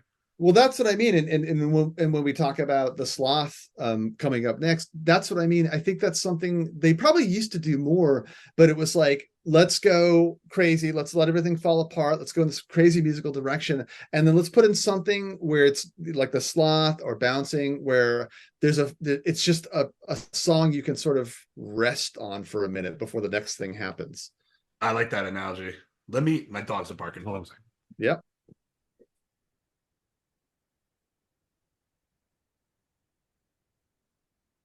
Sorry about that. Yeah, that's what. My wife was in nap. That's the beautiful part of editing. So they come out of the horse and the silent, right? And then you have the sloth, right? I just want to make sure. Yeah, I'm looking at the right order again. Yeah, yeah.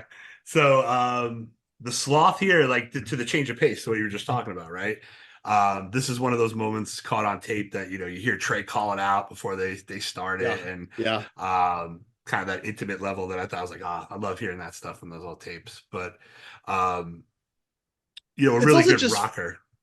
It's a rocker, but it's also just fun. It's like it's kind of like analogous to that moment I was talking about in Sacramento where Fishman goes, all right, enough of this crazy Trey stuff, and comes out with a trombone. It's like they can do that. They have a catalog of songs they can pull out, not for jamming, but for going, Italian spaghetti. I'm so fat. And I remember hearing it going like, wait, I just heard, like what felt like just master playing all over the place, Miles Davis on shrooms or something here, and then all of a sudden I'm getting this kind of kooky song that's not very long about, and it's like, yeah, it's self not deprecating necessarily, but a humor about themselves, right. They're not serious, but the music is, right? Like that's the philosophy. So yeah, and like Zappa, right? Like you have to have a sense of humor, and as a young fan of music, when I heard some early Zappa, and I'm like not even realizing that's not him singing. Right. And it's like, okay, wait, I got a lot more to learn about this band. And, Sloth, that opening guitar riff is like one of my favorite epic Trey riffs that he's ever. Well, both in and out, the fade in, the fade out is like fantastic. Like, And now, do you remember at this point, is it still daylight? Is it still light out? Do you remember at this point, roughly? So I'm assuming they went on. Yeah, while the sun was still out at a festival. Right? Definitely. I can't tell you for sure. I honestly can't. I know that. Yeah, I don't know. And the only reason I ask is because of the next song, right? Because I think that changes with your headspace and the lights and the darkness, and I know that song specifically. I've been in situations that you were at that concert and had to shut it off, because you're just like, I gotta take a step away right now. Well, the darkness was helpful because at one point we did look down and the grass was growing up to our knees and back down again. So the darkness might have actually been a help, and the lighting, of course. I think somebody I heard on a podcast recently said he'd only seen Phish once, but whoever does the lights deserves a Pulitzer or a Nobel Peace Prize. And I thought, even early on, Chris was doing some interesting stuff, but also stuff that, this isn't a show about his lights, but it's like it's a way that he plays. He's so in tune with the music that it's like, if they're freaking the audience out, potentially, he's comforting people. And if they're comforting people, he's segueing them into some sort of freak out. So it's anyway. Next song, that Frankenstein monster rig that they have now that just moves and the separate pieces behind them, and like, and that's something too to say, like they put money back into the experience as well with like, updating all that stuff as time went on, and letting him build these crazy ass rigs that are just amazing experiences in and of itself of the show. I've become a bit of a weirdo in this sense, in that I enjoy about half the time, if it's an indoor show, getting seats behind or nearly behind the stage. And it's a different way of seeing what he's doing with the lights. And I also kind of like looking at them from the back, sort of seeing like what their perspective is doing the whole thing. But yeah, he is, he can't be discounted as an important part of the experience. No, he sets the mood in a lot of cases, like we're talking about here, right? Like in a case like Maze, you might not get out depending on what kind of playing around he is. Yeah, Maze as a song has been probably most consistently my favorite song live, and this is a good one that it's not particularly jammed out or particularly long. And the note I have here is that there seems to be this thing where somebody keeps knocking. They're a yes and band, right? Like somebody goes somewhere and it's like, okay, let's shift there. And in this particular version of Maze, different members keep knocking at a door, and you can hear the band sort of following them, and then the original knocker of the door goes, they're not really working out. And so someone else knocks on the door. It just keeps almost going someplace and then pulling back. And while as a whole, it doesn't produce like one of the best mazes, it's a really good listen into like them working with each other.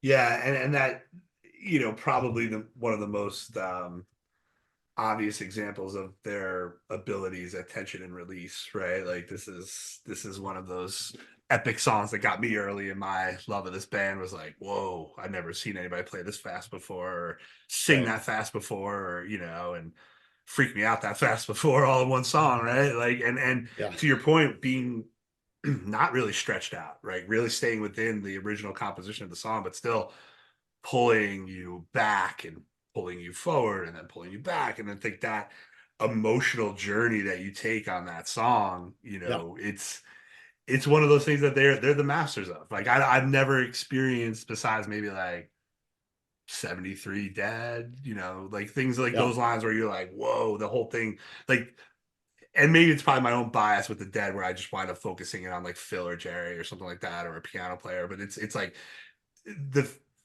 Phish recreates the four-headed monster for me more than like the Dead did with that like wall of sound, like where they're like one unit coming at you, where like Phish, where all of a sudden you're like, holy shit, I don't know who's playing what's happening, who's doing what, but it's all ferocious and it's all in my face. And a 94 maze is a great place to start for that feeling. Well, I mean, this is a good example again where it's not the quintessential maze, but two things come about for me when I listen to this, or I'm reminded of when I listen to this maze. One is Trey is one of the few guitarists where you're watching his right hand as often as you are his left.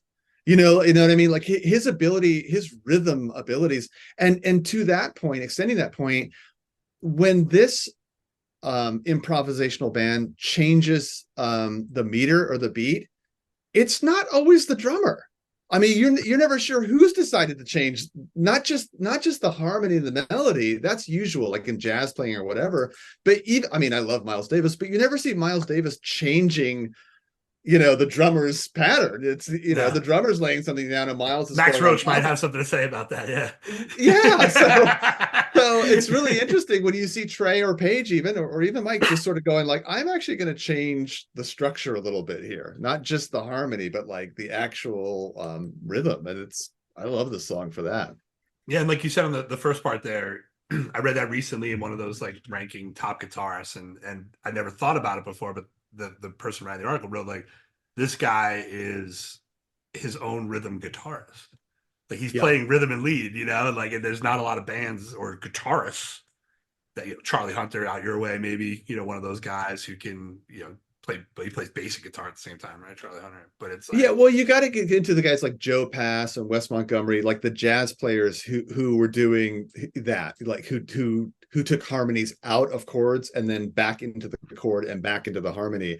And so I think it's pretty obvious to me that Trey has many, many influences, Zappa, Garcia, etc., but he's a keen listener of like, Jim Hall, Wes Montgomery, Joe Pass, Herb Ellis, a lot of those jazz guitarists. Yeah, and I think he prides himself on that, right? Like I can, he being a composer and a player, versus or musician is a better word, all around musician. Yeah. So just lucky enough to get the results of what he produces, in my opinion. And then Cavern, right? Like, which is probably one of the best first set closers you can have. It's usually sending you home now, I feel like, more than the first set. But in the early 94 setting, probably played a lot. But straightforward, no surprises in that one. And I mean, the only surprise is if you had never seen them before is the beautiful goofing syncopated dancing step dance that Mike and the landlady part, right? Is that the in the a picture of nectar where Trey and Mike start doing the crossing the feet. Like, wow, these guys are Broadway dancers as well. I mean, it was all interesting to me. Who knew? Who are they gonna bust this out? I saw that show on my first show too, and it was snowstorm and all the line, take care of your shoes, right? Like just stayed with me. And I'm like, Oh, I good. wonder if Yeah. I wonder if that was on purpose. I wonder if they Yeah. said that on purpose. So but the second set, you know, just it feels like a heavyweight fight at some points, right? Because it just Yeah. it feels like a lot of haymakers without a lot of like jabs. You know, there's not a lot of like Well, time for that's a breath. interesting. Um, Yeah. and I think there's a couple of reasons, in my opinion, for it, you know, or at least from my perspective for it. Um, but the first coming out of the gate, and I think it's kind of very similar to what I said about the sample in a jar on the first set, is the Axel part two. Not only is just like crisp as hell, like just Yeah. maybe the most sounding like you understand all the lyrics, like it's really just like crisp as shit. Yeah. But I'm assuming it's Mike hitting those high voice notes. That is absolutely hysterical. Yeah.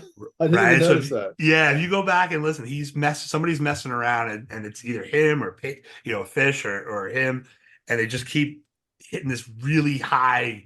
They're like singing it at this high, out of pitch, out of tone voice, and it made me laugh because I was like, they're obviously having fun already, right? They come out of here. What we were talking about before about set break, right? You never know what lays on the other side of set break, Right. Right. and this lets you kind of know right away.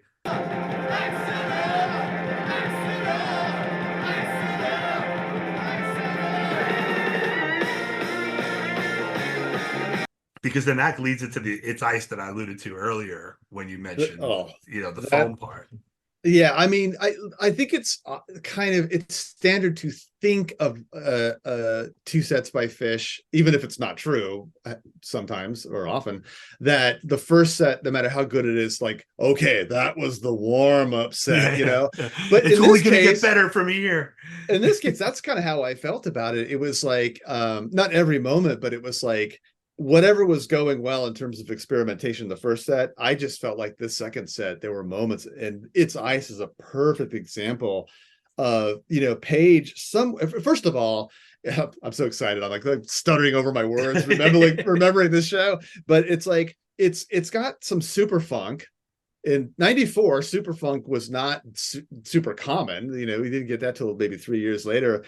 And then Page, somewhere in that middle section, or near the middle section, kind of almost goes from bluegrass piano into, if you've ever heard like Fats Waller, like stride piano. I mean, that's not how it sounded, by the way. Is that like just walking, like that walking? Yeah, kind of a weird walking thing. And then he and Trey just do this thing after that where they lead Mike and Fishman into these strange scale repetitions. And it's like, again, it's like that's where it's hard to introduce someone to a band like this, where it's like, understandably, the critical ear not used to Phish is going to be like, why are they doing scales all of a sudden? It's because, well, they really want to find somewhere in that scale to take off of, and they're willing, in front of 10,000 people, to just sort of like, okay, let's go mix a Lydian here. We've got it. And it's like, you can hear that happening. And also, I don't know a better way to put this. I think most bands, even improvisational bands, if they had that super funk going and then Page did that interesting thing with the piano, it'd be like, well, let's not fuck this up. And they're like, let's fuck it up. Let's just go someplace completely, like a third new place with this. Yeah. I don't like this choose your own adventure. I'm going to pick a third route. And by the way, in my opinion, they didn't fuck it up, but they had everything could have really gone down the toilet after it was so good. And they found a third new place to take it that I thought was really interesting. No, good. No. I was just one of my favorite parts is all of a sudden, toward the end of the song, we just get Fishman like, just yelling sort of like wildly out of nowhere. And it's like, I had always had a theory that if you saw Trey wearing a beanie, it was going to be a dark night. I don't know why. I think it's just happened to me a few times. But also, when you hear Phish just sort of in the background, it's like, okay, this is going to be a fun. You get a out of Phish, somewhere during the jam. You're like, okay, we're locked in. Yeah, I think to kind of pull that analogy out a little further with the stylistic, I mentioned earlier about going, getting pulled back before going off the rails, but maybe the better analogy is multiple plates spinning. Mm-hmm. And that jam got to this point of like ferocity, like it builds up. That jam builds up, and you're like, this is. They could have turned that into it's a 10-minute. It could have been a 15-minute. It's ice if they decided to spin the next plate, right? Like keep it going, keep it going. Yeah. But Trey pulls the ripcord audibly. Yeah. And on the stage, you could hear their guys like, oh, and they all just stop and get right back into falling on it, and it just he had to pull it because they were locked in, but they were playing something that was very far removed from the original origins of where they started.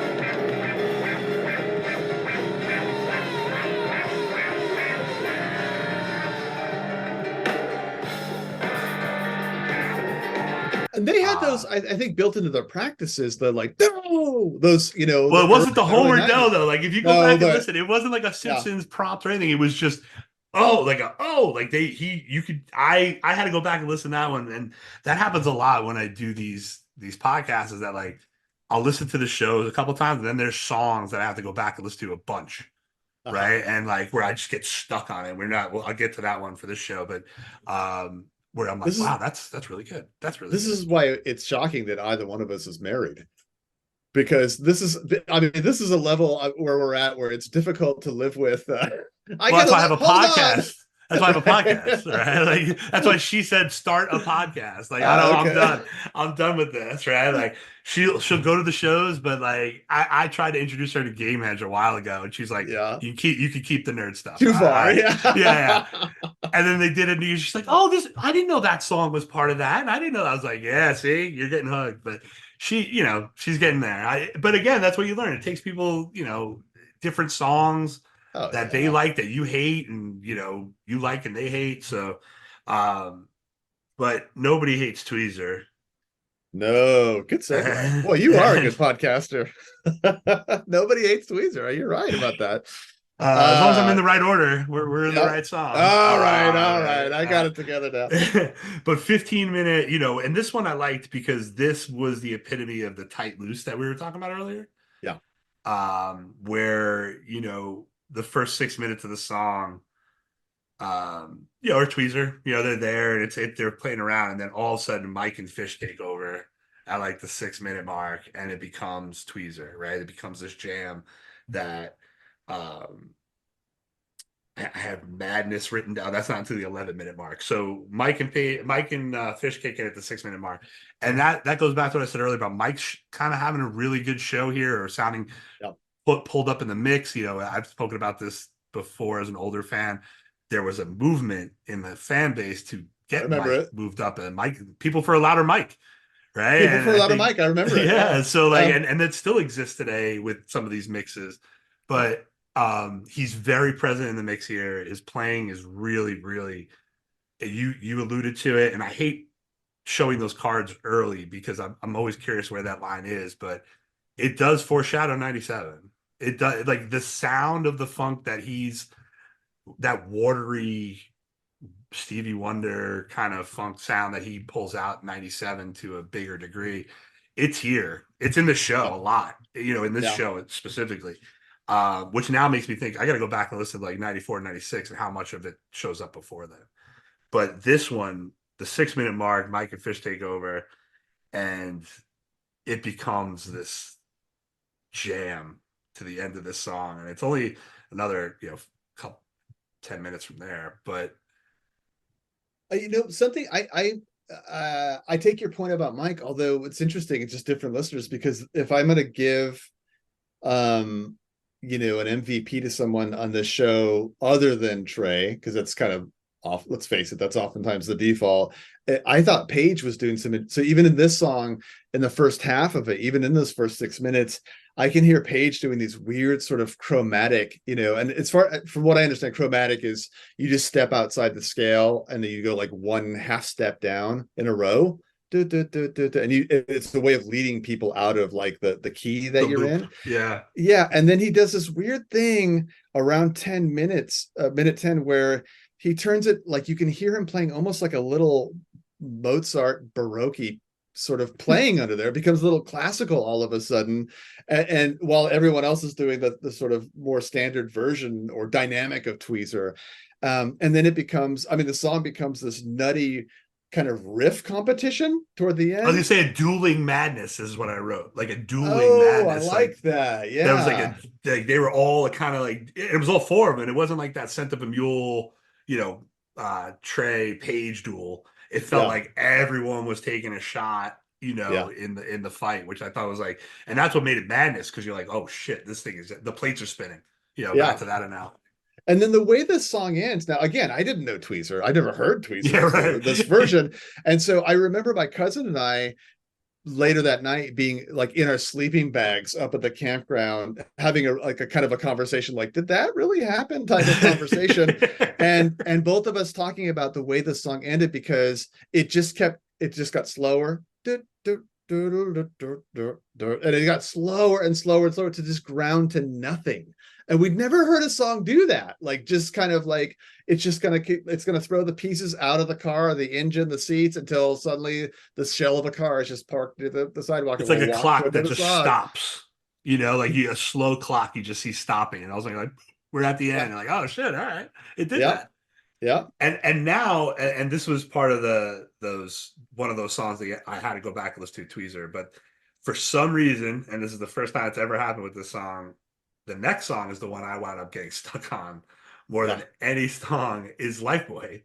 Oh yeah. I don't know what the hell it was about that version, but it's amazing. It's gorgeous, incredible. It's beautiful. Like, all these adjectives don't give it justice, but I had it stuck in my head for a couple of days, and I'm like, it's a great lyrically. It's a dark song sung under happier guys, right? I think, like, yeah, it was sweetly done. And I remember feeling a little dramatic at the time, like not crying, but a little like emotional.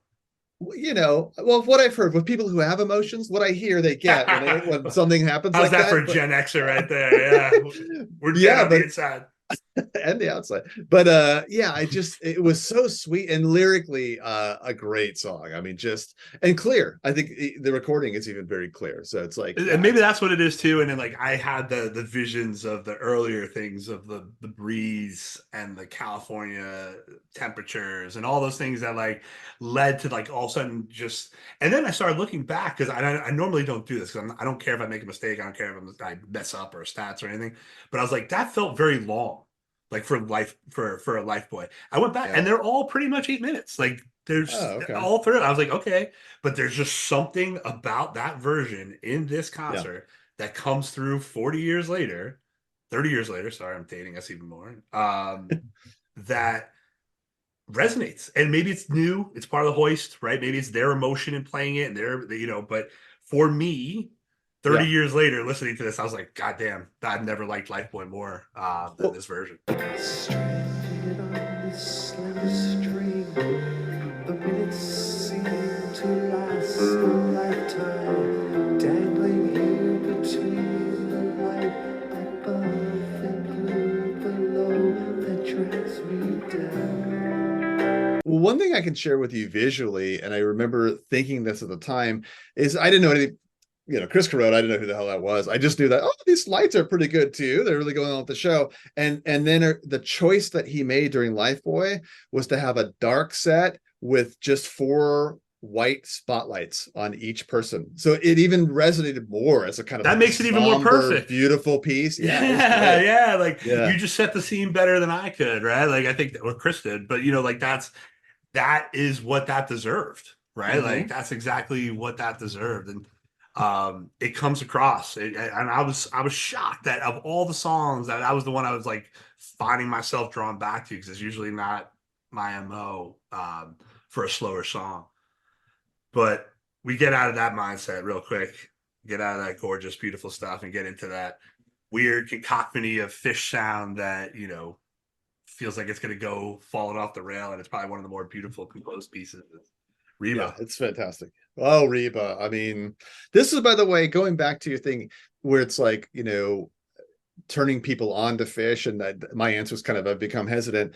My wife, my now wife, when we were dating, and I had that moment where it's like, she was sharing her favorite musician with me. She was taking me through the school of Joni Mitchell. And I was like, very happy to have been a student. Great. That I must love be Joni Mitchell one like now. you peel layers on. And you're like, God damn, I missed the boat Oh, on this. she's Holy shit. amazing. Yeah. I had no idea. But then my thought was like, I don't know what to do here because I Do don't you want like to Dave like. Matthews?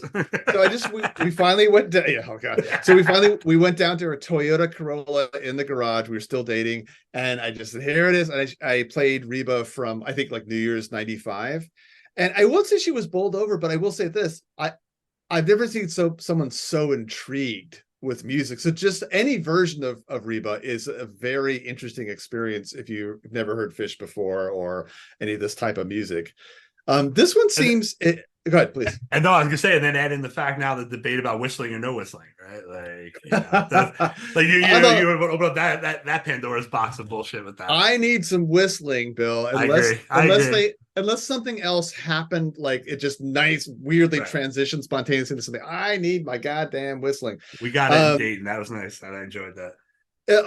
In many ways, this is in some ways this is a standard Reba, which is to say a great Reba, but like it's somewhat standard. Somewhere in the middle there, you know, it's you get the like da da da da slow part where it's like, what are they going to do with this?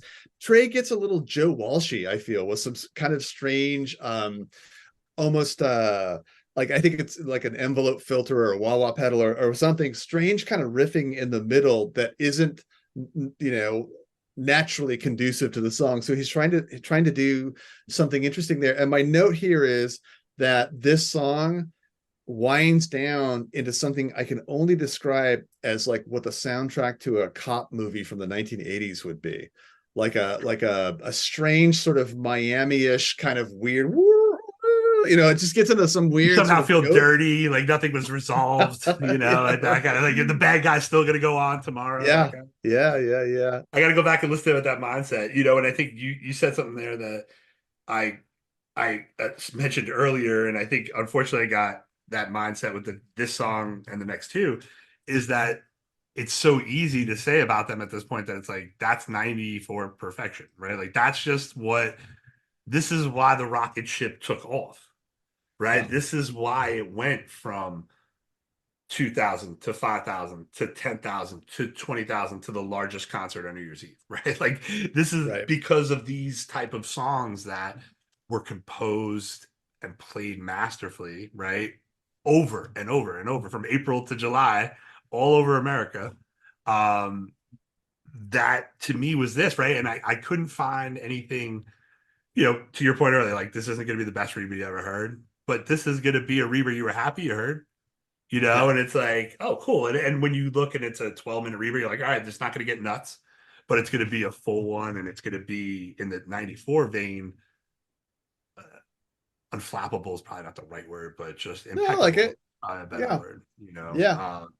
And then with that sense of humor going, right, because those lyrics are, you know, I remember Les Claypool when they were doing Oysterhead. He's like, the only thing I knew about Phish was bag it, tag it, sell it to the butcher in the store, right? He's like making fun of that. But then keeping that mindset of fun and humor and segueing into the next song, which is lyrically sound. Like it's a really great, you know, I date myself on this podcast a lot, but I call it was a great dorm room song.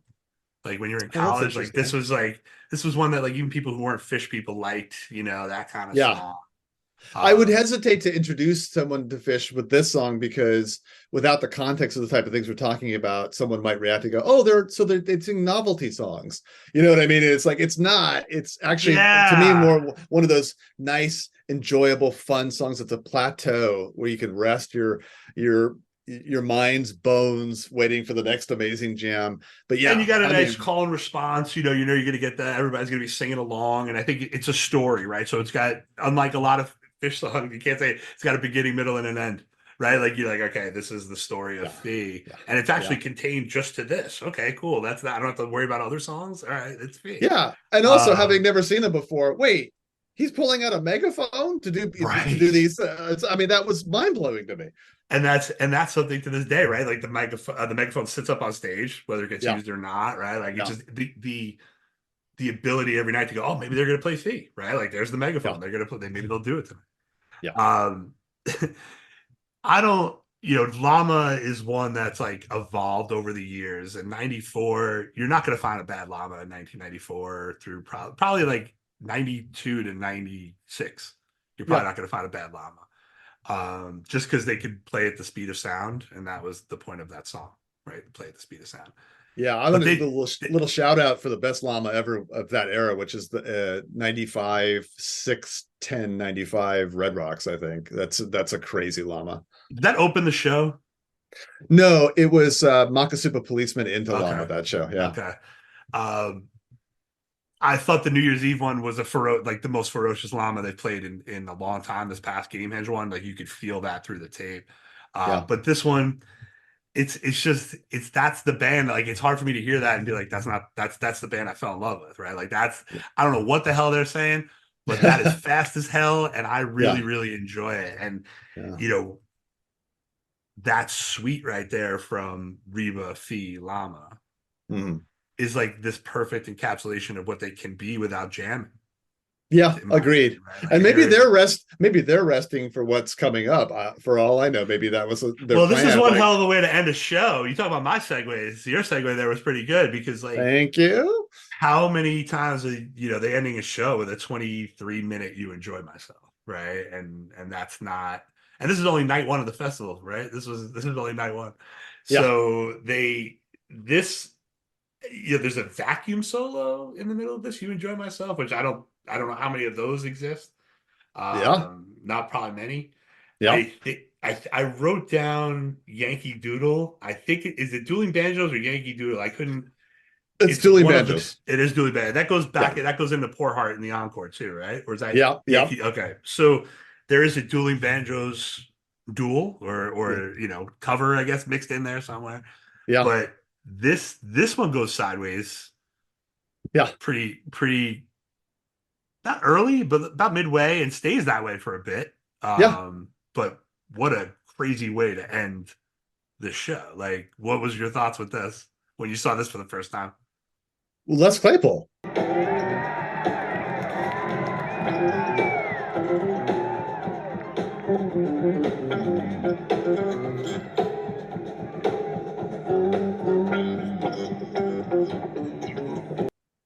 I mean, I first of all, I knew who Les Claypool was, but I mean, also given the situation I was in mentally, I thought Mike split into two was my first thought. I go, oh my God, I've lost my mind. But then I thought, well, because at this point, I'm still new enough to not be positive that everything I heard wasn't planned. Like, are these guys that just spent 8 hours rehearsing a crazy thing they're going to do that night? It's obviously not. They can't be doing this show every night. I know that, but so it's like, oh, this has to make the walls fall down, and it did, but it was totally fine. I mean, it was the most yes ending I had seen them do at all, probably over the full weekend, and it was fun. There's nothing about it listening to it where you're like, oh, this is the most amazing version of Yem, but it's them just going with a moment, and I loved it. Go with the moment, California kid, right? Like, Les is from out that way, so like that's I think even near he's Northern California, I think he's from Sebastopol, which is kind of like between Marin County and Santa Rosa-ish area. Yeah. So like this is his stomping grounds, like this is where he sure, his ear and his bones. And then, as who knew then in 94 that it's going to lead to this super group, less than 10 years later or whatever it was. That's right, with Stuart Copeland. But the Dueling Banjos with Les, which if that doesn't make you smile just saying that sentence, right? Like, if you didn't know it, I'm sure everybody who's listening knows who Les Claypool is. If you don't, Google it. You'll laugh at that line too, because there's nobody probably more equipped in the music world to play Dueling Banjos than Les Claypool on a weird bass. And also on a weird bass. I knew a little bit about Les Claypool, but I didn't really realize the importance of this later. it's one thing to have Les Claypool be part of Oysterhead. It's one thing if somebody joins Les Claypool on stage, but to have Les Claypool be the guest on someone else's things, because his whole persona is, let me run around in circles, gong, gong, gong, gong, gong, and everything's going to be about him. And so this wasn't all about him. He was like a fifth person playing music, and it was fun. Did he have the pig mask on? Did he put the full? I don't remember that, because my cousin, having had a different experience when he first appeared, said Eric Clapton. I mean, we might have been a little we might have been a little gone, but so I can't remember what he was wearing, but it was fun. I didn't remember he always has a crazy kind of mandolin-y bass that's worth looking at too. That the real thin one? No, not the Whamola. It's a bass, but it looks like it has kind of the curly horns the way a mandolin does. Oh shoot. It's a bizarre looking thing. Yeah. Yeah, that's so that is a great way, and talk about being spoiled for your first full Phish show, right? Yeah. That's a nice little capper for night one of a 2-night festival. And then, which I thought was probably the most, I don't know if there's a noise ordinance, or I don't know if I've ever seen just a one song Poor Heart encore before in my life. But it's classic. This is what I mean. It's like that Phish. I think the example I used is they could do a great show where they open with Fast Enough for You. They can also do a great show where they're just like, yeah, you think we're going to do now Good Times, Bad Times or something. And it's like, we'll just do Poor Heart. And to me, it's like a great signal for the next show. Like, I mean, it's not a great comparison, because I think Squirming Coil is considered more epic than Poor Heart, certainly. But I remember seeing them at Red Rocks in '95, and their encore was Squirming Coil. And it's like, wait, this isn't going to end with fireworks. It's going to end with a winding down and people leaving the stage, and then Page saying, in his Page way, kind of shyly, we'll see you tomorrow. And it's like, oh, what a different way of thinking about the show, because most people are there camping and they're going to see them the next night. So let's actually have an encore that's like a nice, and a fishy encore too, right? Like, and it's not, to those points, it's not a cover. It's like a real, and it's a unique Phish song. It's not like one of those accessible Phish songs. But what I thought was the fun part is that, like Ned Beatty's Nightmare, that dueling banjo leads back into right? Like it shows up again at the end of the song. They're going to do callbacks on that. Yeah, for sure. It's a Deliverance Nightmare. So as someone, I usually ask the person, because I recommend the show, so I'm going to take this part. As somebody who, when you brought this show to me, I readily agreed, because this was one that was available for some, for me, I have to say for some reason, right? Because a lot of these shows got out on tape and you don't know where it started or who was, it didn't have the history like it does now when you see it.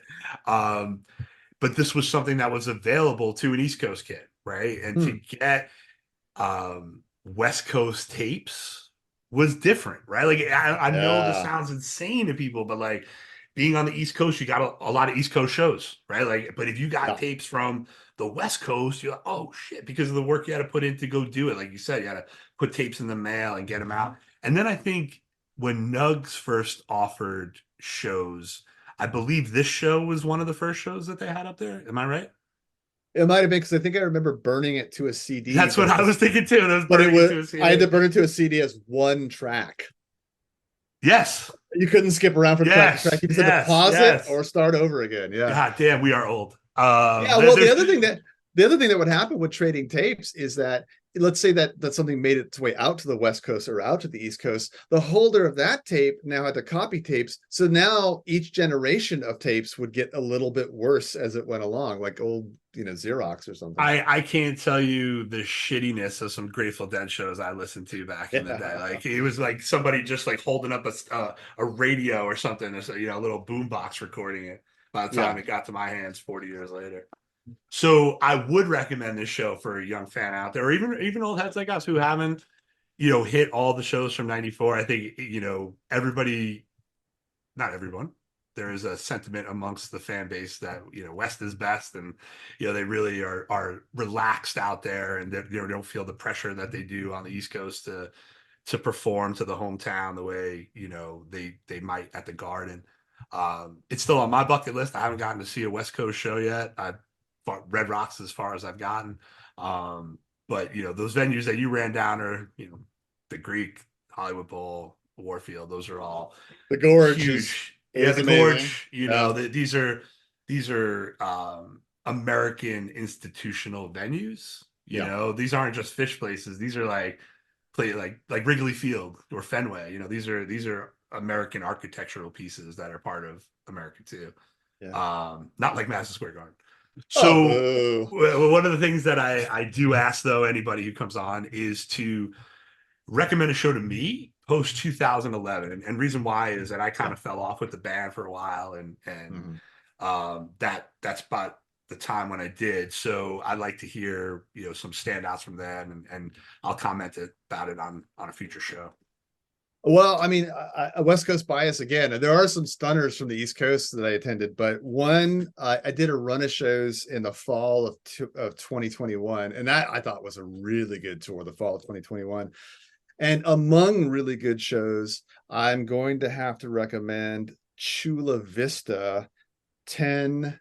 Oh, I screwed up the date here. 10, is it 10? I have 10/31/21, which is not right. I just noticed it might be 10/23. Let's look that up really quickly. Anyway, it's Chula Vista, and it's an outdoor show that begins with a fluff head that is jammed out, goes into an NICU that's jammed out, and it's North Island Credit Union Amphitheater, so of course they do NICU, and it's just like it's a show that has Lonely Trip in it, and it's still awesome. Like it's just song. It might be like a 9-song show. I mean, it's just like or 10 songs. I mean, like every song is basically, with a couple of exceptions, like 15 minutes long. It's really a super creative show, and you could just tell their energy was fine that night and the next night at the Forum. And I'm sorry that I messed 10/23/21. Is that right? 10/23 then. Yeah. Coors Amphitheater opened up with Fluff Head. Yeah, that's it. Yeah, 10/23 so then. It's funny. Somebody I just saw posted, might have been Phish.net, it was somebody on the Phish Fry podcast mentioned like fall of 21 tour being, soup to nuts. Outstanding. So it was crazy. Cool. I don't think I've got one of those in there. I get my teeth around those, and looking forward to that. Thank you so much. I really appreciate the time, man. It was great having this conversation. I love talking about Phish to anyone, but I really enjoy talking to you because you can see how much you enjoy it. It's wonderful. Sucks from my only breath that I have breathed since I was 10. I hope this happens once again. If you'd like to be a guest or recommend a show for a future episode, contact me at happenedonce.before@gmail.com. This Happened Once Before podcast on Facebook, or THOB podcast on Instagram. And don't forget to click the subscribe button. This will help you find the podcast easier in the future. Thanks for listening. Sucks from my only breath that I have breathed since I was 10. I hope this happens once again.